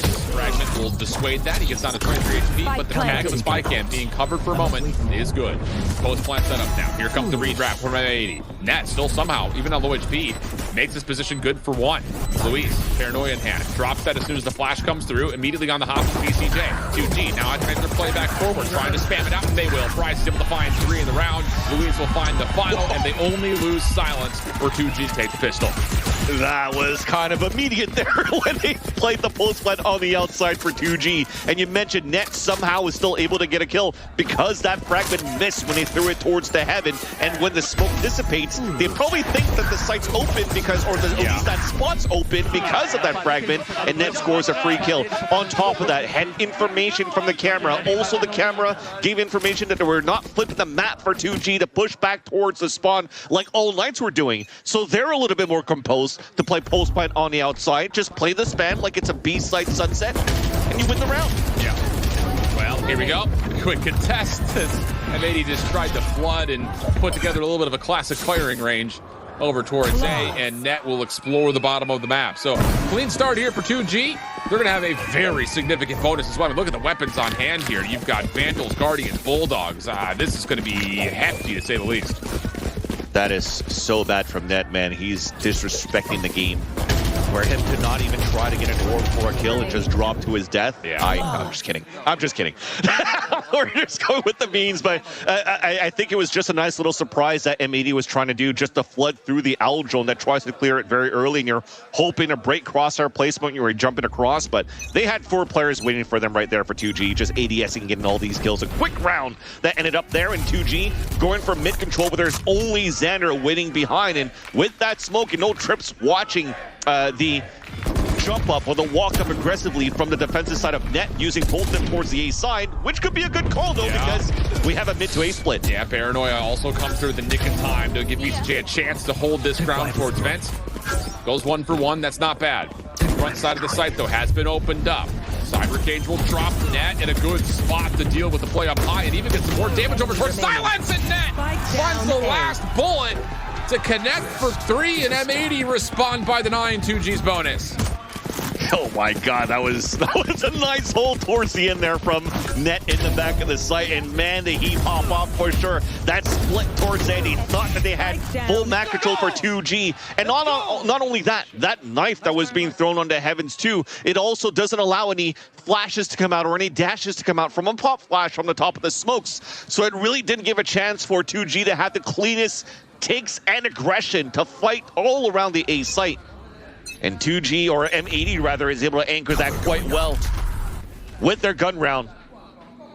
Also surviving a lot of players in the process, keeping the economy high. Absolutely the case. Heavy stack for Net's utility, front side at A, helping this spy cam, which he often plays, just as kind of a response to when they see smokes or anything else from the offense coming through. Trying to get late takes. Net will see one on the cross. Smoke will cover. Paranoia also in. As 2G are wasting no time. BCJ off the reveal. Well done. Even finds another off the smoke spam. Now it's just down to what the Aldrone could see. Sees a couple of players over, and Zap, there's really no chance. You have to try to contest this top position as much as you possibly can at tower. And as he drops, it is just going to be down to Pricey and Spike, who also have to fight that high ground battle. Not comfortable at all. Pricey has dropped the neural theft, so he does know that there's some sort of a stack behind the site, but the spy cam is still active. That will tag him, and Pricey will have to try to fight this 1v3 the hard way. Yeah, and Spike out in the open too, and he has to jump up on top of the boxes trying to pick it up. At this point, you're going to have to count your losses and just save with 35 seconds left. I mean, you don't have too much economy to work with in the next round. You lose this run here, you're at 2,400 at least. So it'll give a chance for a lot of these players to buy into a half-life price. He could save this weapon, but he doesn't. So M80 now ties up the game. And that was also, I'd like to think there was at least a pop flash from the recon dart that BCJ kind of threw there on the top of Heaven. Something that G2 did very proficiently when they're employing their defensive side of A here on Sunset. With that, you're able to get some strong pings coming through. BCJ just gets spammed through the smoke. They even double up 2 players on top of that. And that's why you're seeing the evolution of how this map's being played. When the attack side tried to go for a fragment on the top of Heaven, it's to avoid these things to happen. But because 2G didn't add that layer into the hit, well, they suffer the brunt force of it, and now M80 ties up the game. Yeah, really good call. 2G onto a half buy. Spectre, Stinger, Guardian, 2 Sheriffs. Bit of buffet of Valorant utility, and the Paranoia, which tried to isolate a 1v1 for Silence, does not work out thanks to another tag coming out. Spike still looking for the plant. That will go down successfully. Defense rotating over, neural theft at the ready from M80. They've already spent it. Aldrone to follow. Any taggers? Maybe gets one, but doesn't seem to have. It's a weird dash out for Koala. He just kind of dashes beyond the smoke, and 2G line up the shots. Now it's down to a 2v3 situation. Weapon recovery hasn't fully happened, though, for 2G, so they're still fighting off Stinger, Guardian, and a Sheriff. But Prize, whoa, lots of damage, and rings the bell of Xander, who still wins the fight. Tries to get the defuse out. Knows he's got at least 1 player for 2G deep. Xander spams out one angle just down to Zap, and Xander will find that with the classic. It's just all battles through smoke, and M80 find the edge going up 3-2. And Nisma was so low in HP as well. After the end, the spams almost came through, and somehow Xander can see through smoke and gets those last 2 kills. And yeah, I had a question mark at the same time, just as much as you did here, Ship. When you tried to play the retake from M80, that dash that came across, and I looked back at the UI, Nismo still had 2 flashes available, so we're missing a little bit of communication into trying to get the best value of the dash and try to fight back. But thankfully here, Xander's still alive, and he's able to get a 4K in a round and allow M80 to convert here, not allowing 2G to win a Thrifty, and take the lead now in this 3rd map. And they have an operator in hand for Koala Noob, who, like the Deaths mentioned, went crazy, had a career map when they played this versus All Knights. They had a 75% win rate on defense. They won 9 of them. So now Koala Noob's going to get tested. Sees the first, deals with it. Oh, he wants more. Yeah, not going to have a chance for it, though. 2G have not pushed out, and they're going to respect the power weapon on the field. Exactly. This is where it's going to get dangerous for 2G on the attack. Koala Noob showing such great defensive half against All Knights the last time on this map. The first time that M80 shows this map, this tournament, this year. And it's Koala Noob hiding inside smokes, opping here, and they're dashing away. And 2G already realizing that they want to move towards the B-side, hit with an ult command. Oh, good spam. Little firing range for 2G right over towards the front side at B. Fragment also deals a little bit of damage to Xander, with Spikes is able to follow up on his own. Now it's down to the numbers. Hunter's Fury called out for the defense. Zap still watching the top corner. Not quite able to take down the player at B. But the reset off of where the spike gets planted comes through a little bit deeper. M80 use that as a chance and now make a move over through the middle of the map on this rotation through Link. Zap holding one corner. Flash out. Spikes doesn't see anything on his check. M80 running out of time. Need to find a way to try to break down this post plan, especially considering it's still 3v4, but the first shots, they will at least give 2G a little bit more space to run with. Follow-up is decent. Fry still watching out of one corner, and then Luis inside the site. Makes a little bit of magic happen in his own right. Dragman towards one side, trying to work around it this moment, not going to happen, and 2G put together the response and tie us at 3. And ended up being a good take for 2G towards the end. I thought the null command was going to move towards the site, but it seems that we wanted to save that to counteract the Hunter's Fury out from BCJ. But he used it all the way back towards the spawn where he wasn't affected by the radius, but unfortunately his pings also did not weaken or find any players setting up here on the pulse plant right after. So 2G ended up having a pretty decent hold in the pulse plant, a 2 versus 1 towards the end, and the silver lining is the person playing all the way towards the back. Pricey as a Cypher for a plant for him towards the danger. Now they tied the game 3-3, and now zone comes out early. That's going to spot Xander, and he's going to be forced to reposition because he just got tagged. Now it's knives and a stinger for Silence. Xander, the only defender here, likely just going to forfeit the site.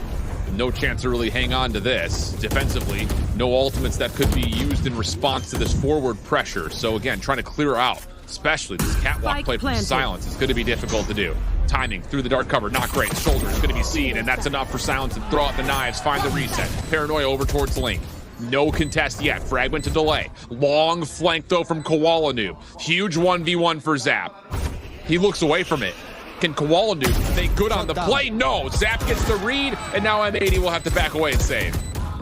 Yeah, the extra just tap on that side. He was just waiting for the 3 players to set up here to start flooding towards the front B side so he could get that fight. And that one single sidestep gave a perfect line for Zap to get the kill. I mean, look at those 2 kills that just happened. Xander's around the corner, and then you see that Silence was able to move in front of the smoke on the other side of Heaven and just spots his opponent where his opponent can't see him.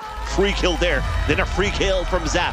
And now, potentially free kills here on to Net. Oh, I think he was able to... No, he's not able to save it. I just saw here on the stage shot through the monitors where Net was not able to save his weapon. So that's just unlucky there from M80 with how they positioned themselves and just waited for the rotate to happen for the rest of the team. And they just got caught off guard. Yeah, absolutely. It almost even felt like there was a world where it's just a blind counter. I mean, you're trying to play for retake over towards the site that ends up getting hit. Knives are in the play. You don't have anything to kind of retake. And as soon as Silence gets deep towards the backside of the site, he's just so hard to displace, especially when the knives are in. So tough scenes overall, but M80 will talk about it as they will move into this next round, likely in a bit of a financial predicament.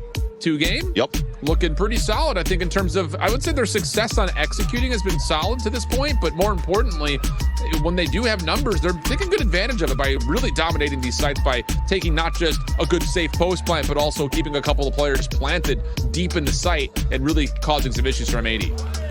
Especially towards the B side. It seems to be quite free for Silence to move in, and quite passive were we on M80's defensive side. I mean, again, Xander was playing on the top of heaven. He drops out towards Tetris, and he just waits for the rotate to happen, because a lot of the focus right now for M80 is to look towards middle and look towards the A site. And now we have to look back into the timeout. Do we have enough economy here for Qualinum to go for an op? Do we want to contest this more towards the B side? But when they do, you know that it's easy to drone here from the bottom of the B ramp as well on the attack side. At least for now, it's not going to be the case. It's going to be a Hue Rifle for Qualinum, so that if he dies, at least they still have a Blade Storm going into the next round. Try to leverage that with their numbers. All drone going to be used first here for 2G, clearing out a lot of space up through top mid. A little high-low setup here, and it just really comes down to, can 2G bait M80 to checking this? Not going to happen. Net's too smart for that, especially as the trusted solo defender at B. And whoa, a little delayed maybe stack up for M80 towards A. Problem is this spy cam is going to read it if they do decide to get aggressive. Meanwhile, Net is just holding on to the classic. Yeah, Net is pretty much going to die here. And this would be an open B site. And I mean, you're just trying to... Everything from the camera from Prizey set towards the main just contained all of M80 all along, where they were just waiting for that pop flash to happen when Qualinum would get first contact into A. But as everything stays quiet towards middle, towards the A main, towards even B, they have no information towards the B side because they were so focused towards middle. But you know that they're going to play turtled up somewhere. They go for the gamble to read towards the B side, they catch Net off guard, and it becomes an easier plant there for 2G to potentially save this into a flawless. Yeah. Silence and good read over towards the connection. Good for the first BCJ. Good team shots coming through with Qualinum. And wait a second. This is still doable. If you can hit one more shot, especially on the Spike, who is really caught looking both directions at once. Flashes one side, caught with the nade out. Doesn't really connect, but Luis around the back will likely put this a bit more out of contest, and that is indeed the case. A good proactive re-wrap by Luis. Decent hold in the first place by Spike, and M80, who made it interesting, just could not quite find the kills that matter at the end. And the most important thing too is that Zap didn't have to use his Hunter's Fury either, as they were losing. He was losing teammates in the process of the retake of M80 against them, so he's able to save this into the next round. If not, it would have been a nice little W here for M80 on top of the damage that they've done to win and force out that ultimate on the side of the IGL of 2G. And he was playing it. I mean, you saw he had the line. He was watching that cross towards that ramp. And this is what we're talking about here. The Owl drone coming out quite early to try to get some deeper pings, actually. He's droning from an interesting spot, but still works out. Yeah, Hunter's Fury, good isolation. Silence dashing behind that. And Net, who's doing a decent job of sidestepping all of this. Okay. Let's make something out of nothing. Neuro, that's going to get called in. The rotation's on the way. Qualinum could be a part of this retake since he's got knives available, even though he just has the operator for now. And yeah, he's going to pull it out, and whoa, Qualinum hit the shot at range. Spike though planted. Knives tagging on the first place. Prize down to just 84 HP for the 1v2. Fragment going to force him out into the action where Nismo was waiting with open arms with a little bit extra. 4-5 the count. M80 keeping us tight. Felt like Net was playing a Japanese game show where he's just trying to avoid all the obstacles being thrown towards him, somehow avoids the last beam of the Hunter's Fury and gets a random spray through his own cage, which was super important because that activated the neural theft for him to get information on where the positions of their opponents would be, which then allowed M80 to activate it a little bit more aggressively and Qualinum to get a successful kill onto Zap right there. Again, the last line of offense if they were to lose all the players in the back of that B site. So very well done towards the end on the anchoring of Net once more. Before towards the A side, now towards B, and that timeout was eventually there to not necessarily give the responsibility of Qualinum to shut down the B side aggressively, but for Net to just try to contain as much as he could so that the rest could start working here on continuous mid control and A side with the stop. That's a little jiggle from Nismo. That's going to be seen. Null Command is out. They know he's in this corner. There's the dash through, but Qualinum hits an impressive opening shot. Nismo, you thought was going to be dead to rights. Not the case, though. Spikes eventually finished off. Xander, snappy response on the prize, breaking through vents. And M80 hold the edge. 5v4. And the shot for Koala Noob. Hits on the Spikes, put out a commission again. Post plant setup, still here. Shots from Silence are decent. Luis in a little bit of trouble. Maybe you can follow up. The damage was good. Don't get baited into trying to stop the recovery, though. On towards Nismo. Because here comes Net from behind, and he'll finish off the round. A critical one as M80 get us tied up with 2 to play in the half. And that's the mistake here that 2G trying to flip the map like All Knights did, and you run into Koala Noob's crosshair with the operator. Yes, you had a couple of bodies to try to go for some sort of a swing and an instant trade, but that angle is held so tightly by Koala Noob that he could just watch that angle confidently, and if it misses, it doesn't matter. It dashes away or at least holds the line for the rest of M80 to come back here for the retake. But once again, Net activating on the late flank. Well, sorry, activating this time for the first time on a late flank, but still, the story remains that he's been a pivotal part of M80's defensive line so far to keep this game close on a 5-5 scoreline on Abyss. Yeah. Interesting moments now with the CAC pause from 2G, who will have to discuss how they want to finish off this half. Money is not, I would think, be very great now all of a sudden. After a couple of rounds, we're starting to be kind of traded back and forth. That loss likely puts them into a weird spot. So do you try to limit the amount you spend here to get a full purchase for 12? Try to end this thing 6-6? Because that's the math in terms of how you would figure the probabilities would go if you do decide to go down that path. And I think that, 6-6, if you're looking at 2G, after what M80 showed us defensively yesterday, you got to be sitting here saying, that's great. I mean, we'll take that. Exactly. And again, just to reiterate, the look of 2G on the defensive side too, with Silence on the defensive side, has dropped most of his kills in these 20 bombs against his opponents on the defensive side. So I think this is going to be very similar, where you might turn the table and see that this game could potentially go into its first overtime of the series with how good both of these teams are currently displaying a good defensive line. Yeah. Well, coming back into it, 2Game are able to actually full purchase here, so you get this one, but what happens next? Well, you're likely going to have at least Silence on Knives if you lose this round. So this is an important one here. Not a lot of ultimates for either side. Hunter Curious nearby, so it's a neural theft-o for the defense. Avoiding the knife too, so they could pop flash a surprise. Well, the flash comes over the top. The smoke was already down, though. Good reveal over the top of this, but it's just the fact that the smoke kind of blocks any angles. Decent damage into Silence, but the defense has to back off and just play a more reserved setup. Yeah, I mean, that was thrown from the defensive side. It was a line for M80 to try to go for a pop flash recon dart and just go for sprays through the smoke when their opponents are blinded and just trying to avoid shots. So it only manages to do pop damage and now less defensive utility to hold the hit. Yeah. So 2G is just going to walk into it. A couple of spam shots coming out of BCJ. He'll be revealed and chased down. Silence doesn't make good on it, and BCJ sends one back. And that's enough for the Hunter's Fury to be earned. That's not going to stall the plant, though. 2G have to play reserve. That's the only issue. Koala Noob going to exchange weapons. BCJ now holding the op. And now it's on to the retake. Koala Noob first one forward. Paranoia just to block out the site. How do you clear them out of this post-plant setup, though? Koala Noob gives us the first offer. Doesn't work out. Smoke is down. Koala Noob around the corner, but only finds one. Tried to get the little floating flank. Not going to work.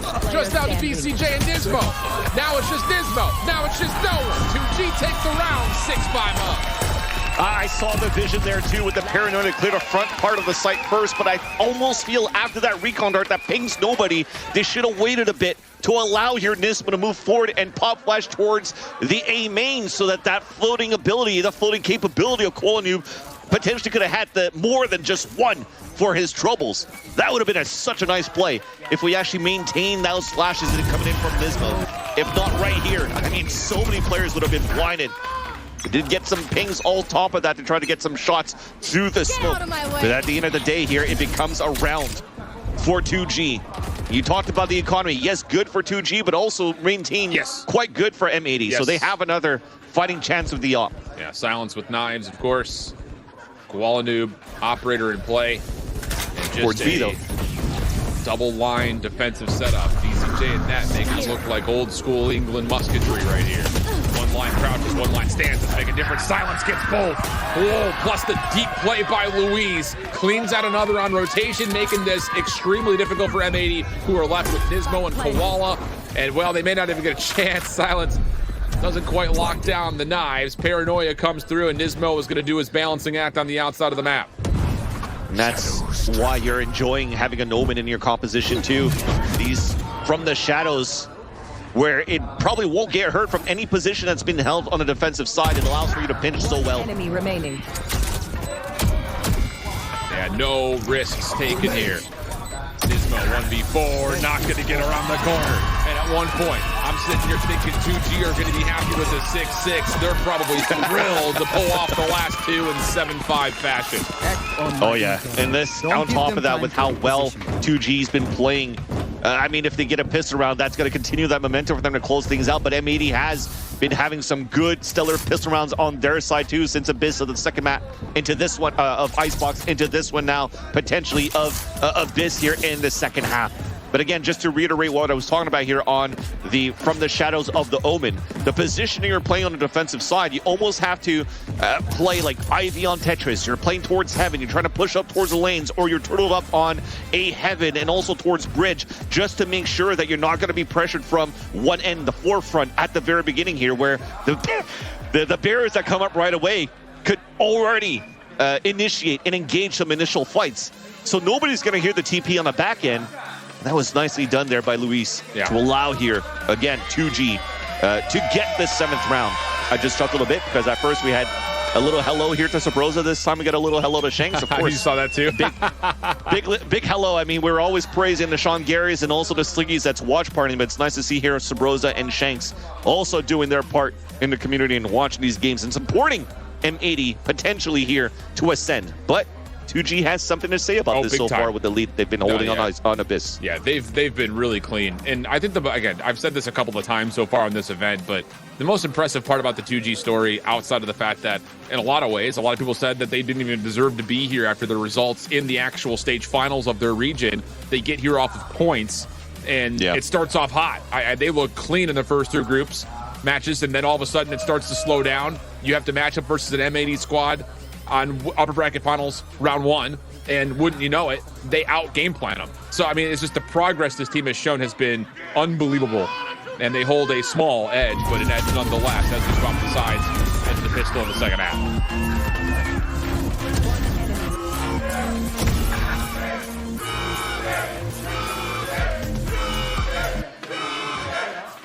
So here we go. Sheriff in the mix here for Silence. Don't rule him out from being able to connect with that. Ghosts largely offered from the rest of the teams. And M80's offense will play a little distraction with Net feeling things out at mids. Supplying some smoke support is Xander. But the one way over towards A will keep M80 away from finding any early entryway. So things will now have to move back over, and this is going to go right into the waiting arms of Silence. How many can he find? Was miraculous in some ways with this weapon during the sunset play. There's the swing. Paranoia. Knife is out. Silence can't get away. Follow up. Even better. M80 find the first eliminations, and it's off to the races. Smoke cover isn't going to provide too much. Zap almost had an angle, but Koala Noob equal to the task, and that's now going to be a 5v2 post plant. And there's just no way. Ghost Sheriff here still in hand for 2G, but this deep post plant is going to be difficult to get them out of. It has to start with 1, though. Pride's going to be the first one to check. And for M80, they are going to play the post plant smoke spam out towards this outer ledge. And why not? Shock dart also in play. Louis is able to find 1, but that'll be about it.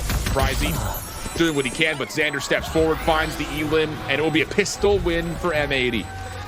Looking for the anti-eco, getting this thing back to level early. It's what M80's done a number of times before. Be no more critical spot than doing it right here and getting this offense cooking. Also hearing my teammate and co-commentator Vansili has lost his internet, so you guys will be dealing with me till we finally get him back in. And the interesting thing, I think, just kind of looking at this M80 offense from what they did versus All Knights, didn't have much of a chance. They didn't really need to do too much on the offense after the defensive dominance that they were able to showcase in that map number 5 as we get quick action for 2G trying to step aggressively through A. Knife is there, but it's late, and that's a good first blood. Zap trying to follow up, and does at least counteract, go 4v4, smoke down, and M80 are on the way, but Fragment's going to hold them at the front door for just a little while longer. Now I'm forced to fall back as well, just trying to make sure. Yeah, one back. Thank you so much for holding the fort here, Shift. But Airman is just going to try to hold back and flood back. Beautiful flash, though. That could do some damage against M80 in the Bulls plan. Nope, until maybe not. Kowalski has something to say about it. Yeah. Just knows exactly where the hit's going to come from. Zap up top. Seeing if maybe he can find some timing. Ball is low. Ahead is shown. Nismo there. Follow-up. Surprisingly not going to work out. And Zap, well, he's able to tally another, but it doesn't look like much more will come of this. Aldrone will hold him back a little while longer. BCJ Nismo can also just wait to fire this, and the Aldrone will stare him down a little while longer. Shaw, the recon dart comes out. Should be a swing after this as soon as the next toggle's there. The flash over the top. Good prediction from Zap, but time is going to expire on the play. It's impressive, but it won't make a difference. The round count, we're going 7-7. It's going to make a difference in terms of the economy, but for him to land that shot against Nismo tried to get a timing off the flash to swing out, and he just held his crosshair. And as soon as he got partially flashed, because it didn't look like it really went in front of his face, that flash was way too high, but it was still able to connect here on beautiful shots, making it very expensive for M80 in their bonus round. And that's what you need here for 2G side. When you lost the pistol and you lost here your eco, your gun round here is going to be much more fruitful. I mean, look at what you have here for M80. Their hero rifle is not even to the hands of of Koala Noob. It's onto net. So right now for M80 side, they are trying to focus this orb so you can get the Blade Storm up for Koala Noob. They tried to contest it at the very beginning for 2G, but looks like they want to give it up and forfeit that position. And that could potentially be a winning condition now for M80. Could be. Full armor as well for Koala Noob, so he's going to be pretty survivable, especially into the face of Eddie opening outlaw shots. Out of charge. Which Silence is kind of self-holding over towards B. BCJ will safely grab the orb, getting closer to the Hunter's Fury before backing down. And we're down to 60 seconds here. Defense still holding very aggressively. Aldrone will make sure there's nothing in front of A, and it will at least see net. That doesn't give too much influence to the 2G defense, as he's often the lurker. So question marks still stand, and Koala Noob looks to kind of lead the foray as the vanguard into A. That's the most important thing, to let himself be known and shooting with a classic instead of his Vandal 2. So still the element of surprise available for M80, but there's 3 players of 2G in the back of the A site. Love this position for Koala Noob. He can wait for his teammates to get a little bit further forward and possibly hit the long wrap, which he's currently doing. 2G stuck on site at the moment. BCJ good for one around the back. Here comes the flank, and Koala Noob may have missed his window. 2v2 though. Weapons collected. Xander's able to put himself onto a Vandal. Spike will also go down. Silence still has an outlaw, and the route he's taking will be absent of any rifles. Sander holding headshot lineup is perfect. Silence trying to follow up, but no sir. Sander for 2, and M80 pull off a thrifty. And it became once again net coming through after getting that kill and getting the trade into the backstab of Koala Noob. Places a trip towards the spawn so that Xander could just fully focus on watching the A heaven.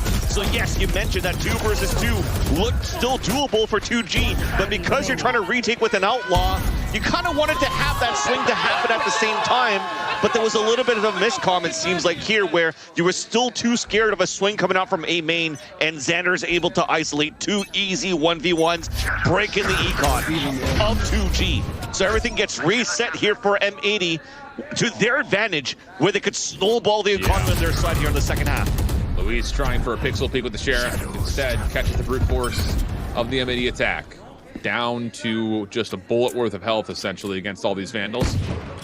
And M80 will just take the orb and get out of here. Now you've got Null Command at the ready. BCJ over towards B. 2 off of a Hunter's Fury. Right the early ultimate stack could really help M80 gain some momentum here in this second half.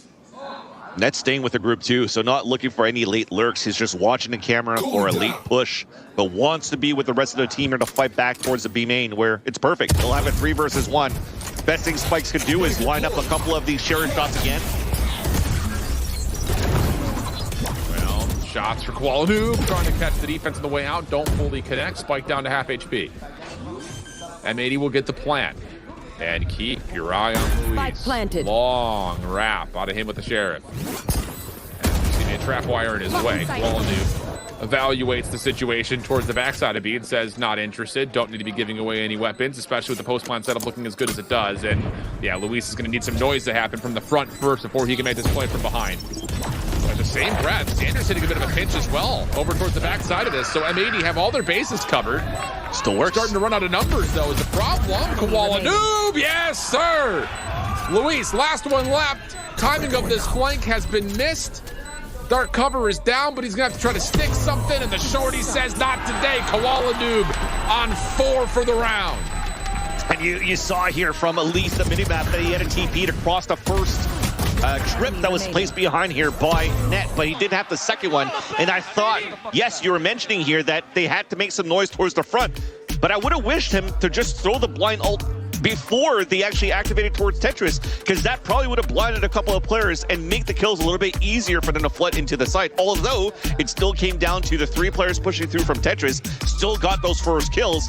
But again, it doesn't allow here Luis to get the best out of his flank after all, because he broke that trip so early that the last 2 players know exactly where he's at. So that's just unfortunate. That would have been an opportunity too, that through the paranoia, if you're hit by that, you won't hear the trip, but you won't pay attention to the trip being broken. And that could have been a nice win con there for 2G, but nonetheless, it's still a hemorrhaging that was stopped here into a thrifty potential of 2G that M80 is able to capitalize through. So that calls out now a tactical timeout for 2G. And for M80, Happy looks pretty relaxed on how the round and the map has been going in favor of M80 so far. Yeah, rightfully so. I mean, this is another instance, though, where, again, those little moments you feel like in the long scheme of the timeline of the map, maybe the difference maker, because this has been just about as back and forth as any map that we've seen so far in the event. So when you deal with things like that quote-unquote, bonus round, where you're relying on the knives to land, and then you kind of swing the eco back your direction, that's a swing of 2-3 rounds that can be a major difference maker in a swing map of its own right. So yeah, this is an important follow-up here for 2G. Going back into the operator for Silence, Hunter's Fury, Neural Theft at the ready. The same can be said, though, for BCJ and Net. The only addition is the Null Command for Nismo, which is ready to go. Null Command is actually getting ready to get grouped up with everybody pretty much if they want to go for this mid to A split. It's going to be fairly quick. But Zap's waiting just around the corner. Lots of damage, but cannot track on to the updrafted quality. Spike, little play off the ropes, avoids the Hunter's Fury and finds one. Nismo dropping on forward. Neural Theft is going to be called into the mix, and M80 through the Null Command still being effective. Will work their way deep into sight, and that makes sure there's no wrap back over through vents. Surprise last one lapped in. Well, he's stuck. Yeah, there's just nowhere he goes from here. Yeah, and even if the value of the Hunter's Fury at the beginning with the 2 first pulses didn't get anything, it was Net's Neural Theft that actually allowed for us to get information on that lineup in the back of the A site and give value here for Kuala Noob to get the entry. This continues to be a nice display of executions coming out from M80, but overall, to look back into even before starting this game, we were talking a lot about how Silence has been very good on this map as a Jet against all of his teams that he's been playing against as a 2G player. But this time it's really Kuala Noob at the one that we have to talk about right now on this map. And he's been criticized so many times as this Jet role, as this Jet player, where now you're seeing him play some Omen on Icebox, where usually it's a Jet map, and then he's playing some Yoru on other maps like Haven or even Ascent, but he's using a Yoru, and then you're thinking, oh, maybe he's just not comfortable with playing Jet anymore. And so many times he's been tweeting out, watch out, I'm going to be the best Jet there ever was in Valorant. And he wants to prove that right now on a Jet map like Abyss here, and he's showing it so far. Yeah, yep. And, I think the other side of this is not only has Kuala Noob kind of taken the reins, but Silence has been a non-factor, and the operator has not hit like it had in a couple of rounds previously, a couple of maps previously when we've seen 2G find success in this map. It's just they've avoided the operator so darn well. So it's another part of, again, the utility usage on these executes. M80 has been solid to this point. Hunter's Fury now out for the defense, fueling the threat, but Nismo opens the door with the first. Zap does push off one, finds the elimination. Kuala Noob still gets planted into a sneaky spot, but a beautiful shot from Louise now means the rifle can get collected, and we'll go 3v3. Luis will have a plant, and it's for a spam plant. But on a good side here for 2G, you still have full utility on both Spike and Luis, and Smokes too. This would be hard for M80 to hold. They do have an owl drone, though, in case things do get mixy. Paranoia is out, and they spam through it. BCJ, the one collecting onto Luis. Nat taking damage. Fragment, wait, over the back. That may have landed. Allows Spikes to get deep, but on the sidestep from Net goes from one to the other, and M80 will salvage the round, put themselves on 11 with a clear path to possibly taking the edge of the series. Net is coming out with fire from yesterday to today. They look so quiet in the first 2 maps versus All Knights, and suddenly you see Net starting to activate in the last 2 maps of the series, pulling through from M80 and now continuing to push forward as he stands up right now for the Blacklight replay. And he deserves it so far. This would be the second time that Net would ascend into partnership, and the second time that he would get a trophy under the Ascension tournament, showing that he's still great value to any team, and wants to prove to G2 that it was a mistake for G2 to drop him, to give that role over to Leaf in the Sentinel role, and that he wants to come back in full force under this M80 banner and to potentially create more ruckus into partnership. He's been unbelievably good. Solo on the defense has been solid. His lurking has been really potent here on the offensive half to this point. He's already on to his ways again, just kind of working the B side of the map by himself, while the rest of his teammates are lurking down mid-library. Deep knife, deep smoke. It's going to get M80 a little bit further. And that means the defense has to respect this. You've got Spike on one side, the Owl Drone cutting through on the other, and they only see Xander. So Koala can stay here if he so chooses to. It just comes down to, will he draw the line in the sand right here on the corner box? Spikes has some sort of feeling as well. And look at that, just him dashing in, or sorry, not dashing, but being inserted all the way back towards top middle for Koala. There's 3 players that are watching that spot. They're so weak here on the B side, although walking right into this crossfire setup, bait and switch here. Oh, and they missed the bait. They missed the recon, so Silence has to dash away. 40 seconds left. Net has only just kind of scouted out this site, and he's been able to at least transmit that no one's shown themselves towards back B tower. But the spy cam placement for 2G 30 seconds left. is just sat here to say, come on in if you want to. We'll keep playing for retake. Tools on the table. Null command at the ready. Neural set at the ready. Waldoop has knives if things get mixy. Plant will come through successfully. Spikes planted. Luis trying to scout things out, will play around the back of this, and he gets the first, trying to teleport away, finds a little bit of an extra lease on life, and the Newman's makes good enough, but Xander chases him down. Teleport for teleport. Now from the front, Spikes gets the retake on the way. Oh, the shots from Zap! Woo-hoo-hoo-hoo-hoo! How about that? 2G, find a clean retake, survive with 3, and get us back to within the same number. And I was just about to mention where, yes, come into the site and plant because we'll play the retake, but they haven't been always the cleanest one there for 2G. And it came down to a lot of vaults that had to be used here, at least from the shadows, or at least a neural theft to get the information on the last few players remaining, and the null command on top of that to just engage, initiate, and retake and defuse the spike towards the end. That is a lot that was expended on the side of the 2G camp when they're in behind by 3, and M80 only needs 2 rounds to close out this map. And you're looking at it, what do you really have to try to cycle ults in the next couple of rounds? Not too much outside of this Blade Storm. Yeah. Still an important round here, though, for 2G. You've got a couple of players on both teams that are dealing with some heavy pockets at the moment. Lots of cash for Xander. Pretty good for Koala as well. Other side, you've got Zap, Luis, both very healthy. Prize right there with them. So this is a very important round, especially for 2G, and they try to get aggressive. Nismo doesn't take a lick of damage. But the presence through A main now either says for M80, you pause, try to re-clear it, or you just heavy stack and go B, and they're going to go for the liner. Here comes the play. That would have been a spike, too, if they actually got the kill there onto Nismo. So thank God he survives without a lick of damage. And yes, pushing down into this B site as Prizey falls. Louise through the cyber traps, now into the dark cover. He's still on the site. They know he's here somewhere. The knife is able to at least reveal him in some regard, and doesn't make good on the surprise play. No Trojan horse here. So now it's just the 2v4. Operator has been collected by Koala Noob. That is an issue. And again, remember, the credits are not great for 2G right now. Nope. So maybe Silence gives this a look, and yeah, that'll be all he does. Backing away, they're going to try to play for OT. They have to. At this point, Silence Rifle could be dropped to somebody else. They could use a Blade Storm. I heard Blade Storm's being utilized at the beginning of this round, but wasn't too sure if it's Koala or Silence. So yeah, Koala to activate in the rest of the site here with the team towards the B site. So there is still some fighting chance now for 2G going into the next round, saving these two weapons. But overall here, again, count your lucky stars here for Nismo, because that's not going to happen a lot. A rare miss coming out from Silence at the very beginning when he was pushing out towards the A main. But this is one important thing. Looking at how 2G's playing the defensive side, we've been always praising, once again, Silence on the defensive rounds, but you've mentioned it, Shift. They needed to get the op early on the defensive side for him to get the most value on how he's been playing this site, this map of Abyss here for 2G. And they've done such a good job to crutch that and not give a chance here for 2G to activate with an op. So very well played for M80 so far to keep that economy low over on the side of their opponents. I don't even know if Silence has tallied a single op kill. Yeah. And whoa, hold on a second. How about this? Op will be carried into the next round. Nismo's going to hold it.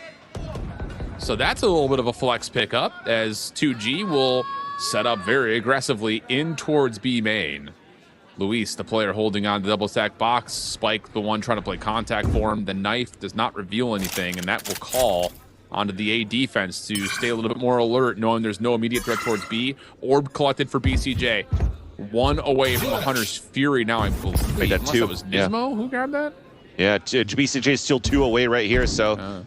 That said, I still find it interesting that we still kept the Vandal for Silence, not go for the Blade Storm, so players are actually weak in terms of armor for one of the for the players actually, instead of having the most chances on your side to go for full shields on one end, because you are facing against the map point of M80. Well, they know the operator's on the field now. Shot comes through, and now everyone's going to go back over towards Louise's direction. Oh boy. Yeah, yep. That's what I was. Hey, somehow we're connected. Dart. Oh my goodness, they spam him out? What? No way. Some Spidey sense tingling. Spikes also drops. That's the null command to get the site, and now it's just down to the 5v3. Silence has to pop out the blades. Oh, mercy. 2G in trouble. Can Silence provide a spark? First knife goes wide. Xander tries to take the battle. Get out of his way. Trade is out, but the numbers are still so good for M80, including the operator still in the hands of Koala Noob. Just down to Zap. He's been revealed. And it's one of those good luck, have fun moments. M80 gonna take a 2-1 series count advantage as Koala Noob puts the nail in the coffin. What a map. What a map so far for M80, but still a great fight so far for 2G. Remember, they are also a team that has never played a BO5, but they are able to keep this competitive against M80. But for a team on that side that emerges victorious, a team that has never really shown their abyss before this year and pulls out a pretty standard comp, they're still playing it to perfection, right? It comes down to a composition that's known from how G2 also runs it, or how other teams currently run it. As White mentioned, an Ascent style of composition. So it comes down to just hitting your shots and winning your fights, and M80 did just that. And now things get interesting. M80 find themselves up in the series, and with our final 2 maps possibly still to come, we have kind of a weird situation where 2G hasn't played one of them, and M80 hasn't played the other. So a bit of mystery as we head into map number 4, and I'm sure our desk is going to be speculating like crazy. Don't go far. We may have one more map of Ascension before we send another team to VCT. We'll be back to talk about it at the backside of the break.